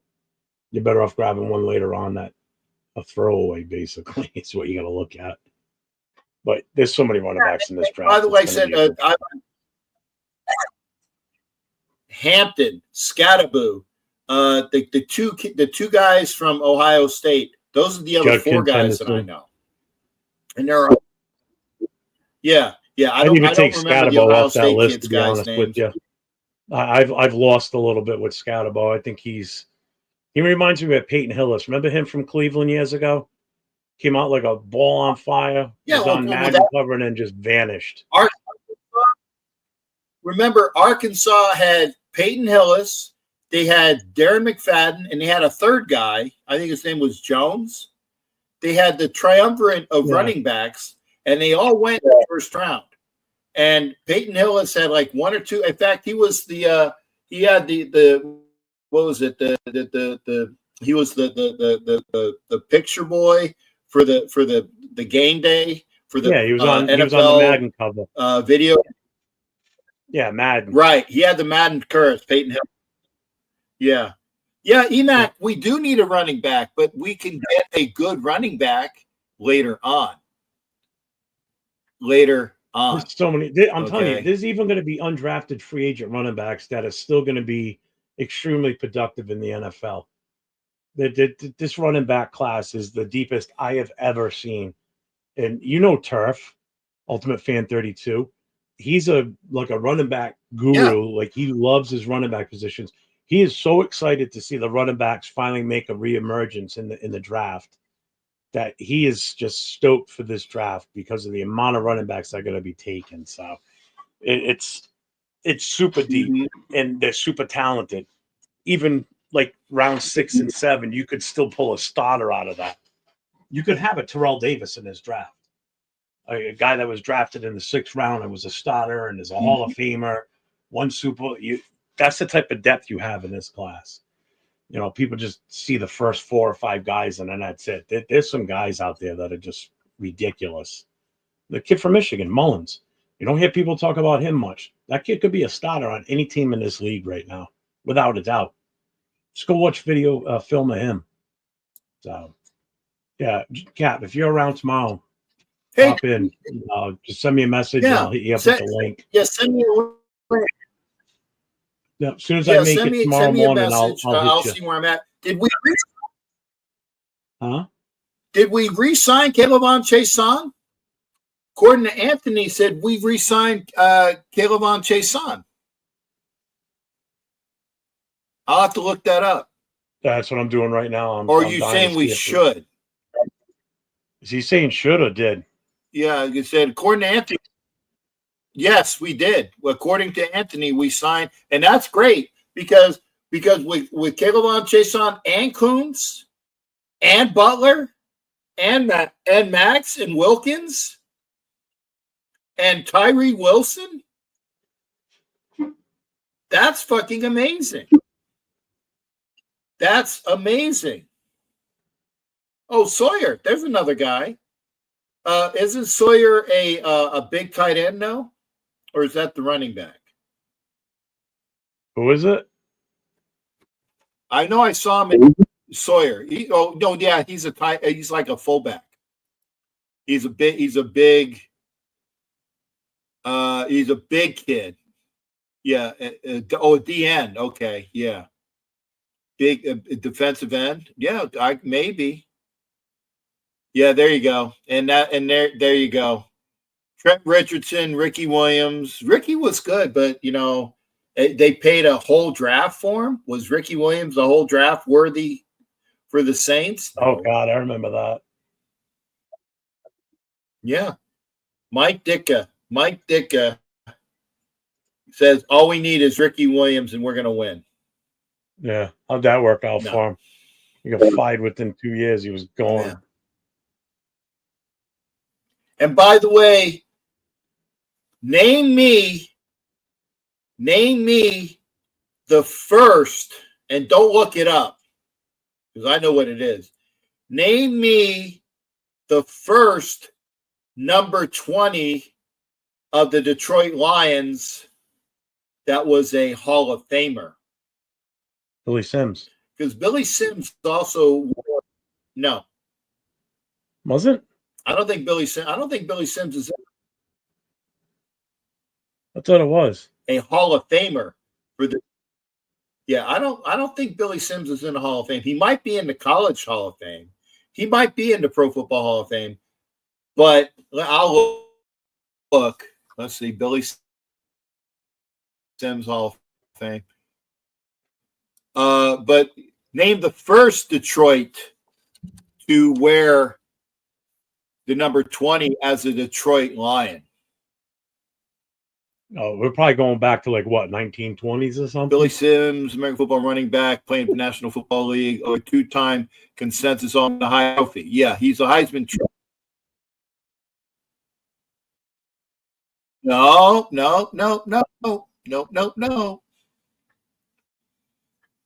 The 1960s.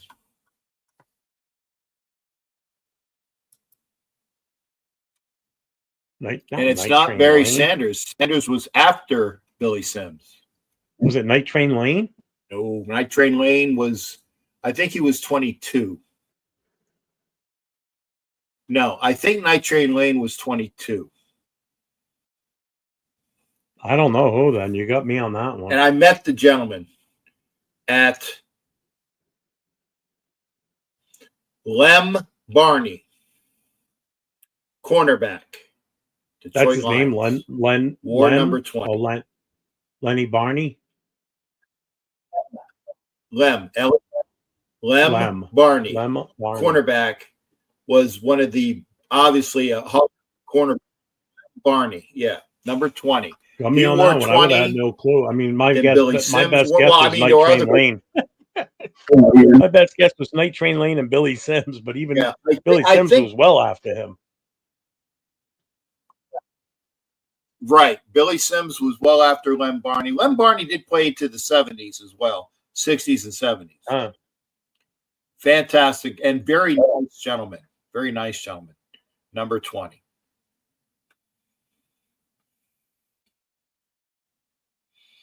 See, this is why I'm here. I know weird shit. And not all Raiders. Did you look them up yet?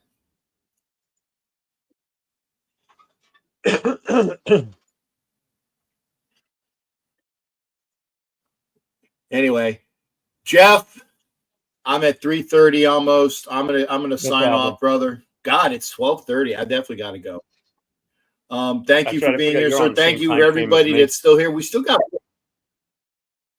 we still got 14 viewers. That's cool. Thank you everybody. Look at, like I said, and I appreciate the people that are there. And Jacobs, and it's sorry, it's too bad that Jacobs isn't a Raider. It really is. It's upsetting, but the culture has to, like Peggy was saying, the culture is not the greatest. It needs to change, and you got to start somewhere. I'm hoping that we started. This is year 0, not even year 1. It's year 0. It's got to start. Year 1 is after Pete Carroll's been here a year. That's year 1, and that's what we got. Jeff, I appreciate it, brother.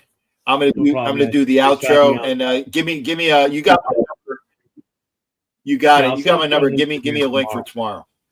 Yeah, that or Facebook, whatever. I got you on multiple aspects. I'll get it to you. Well, you got my phone number. You got my phone number too. Send it to me. Thank you, Dory. Dory's been here. I love Dory. Dory, hopefully, if my leg still is okay, I will be. You can pick me up from LAX maybe if you got a car. Dory's in LA. Yes, maybe I can get a ride from Dory. Take care, darling, and thanks again, Jeff. And I'm gonna say, remember, Jeff has his show tomorrow. Make sure you are there.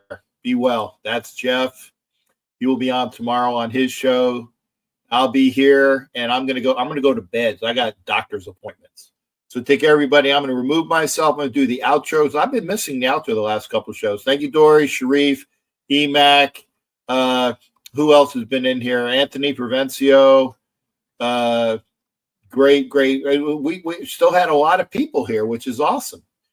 Savage was here. Hey, I'm funny how? Funny how? How you? What do you mean funny how? Laker Mike. Thank you there. I'm going to bust out. Take care, everybody. We'll see you for the next show, which will be Thursday.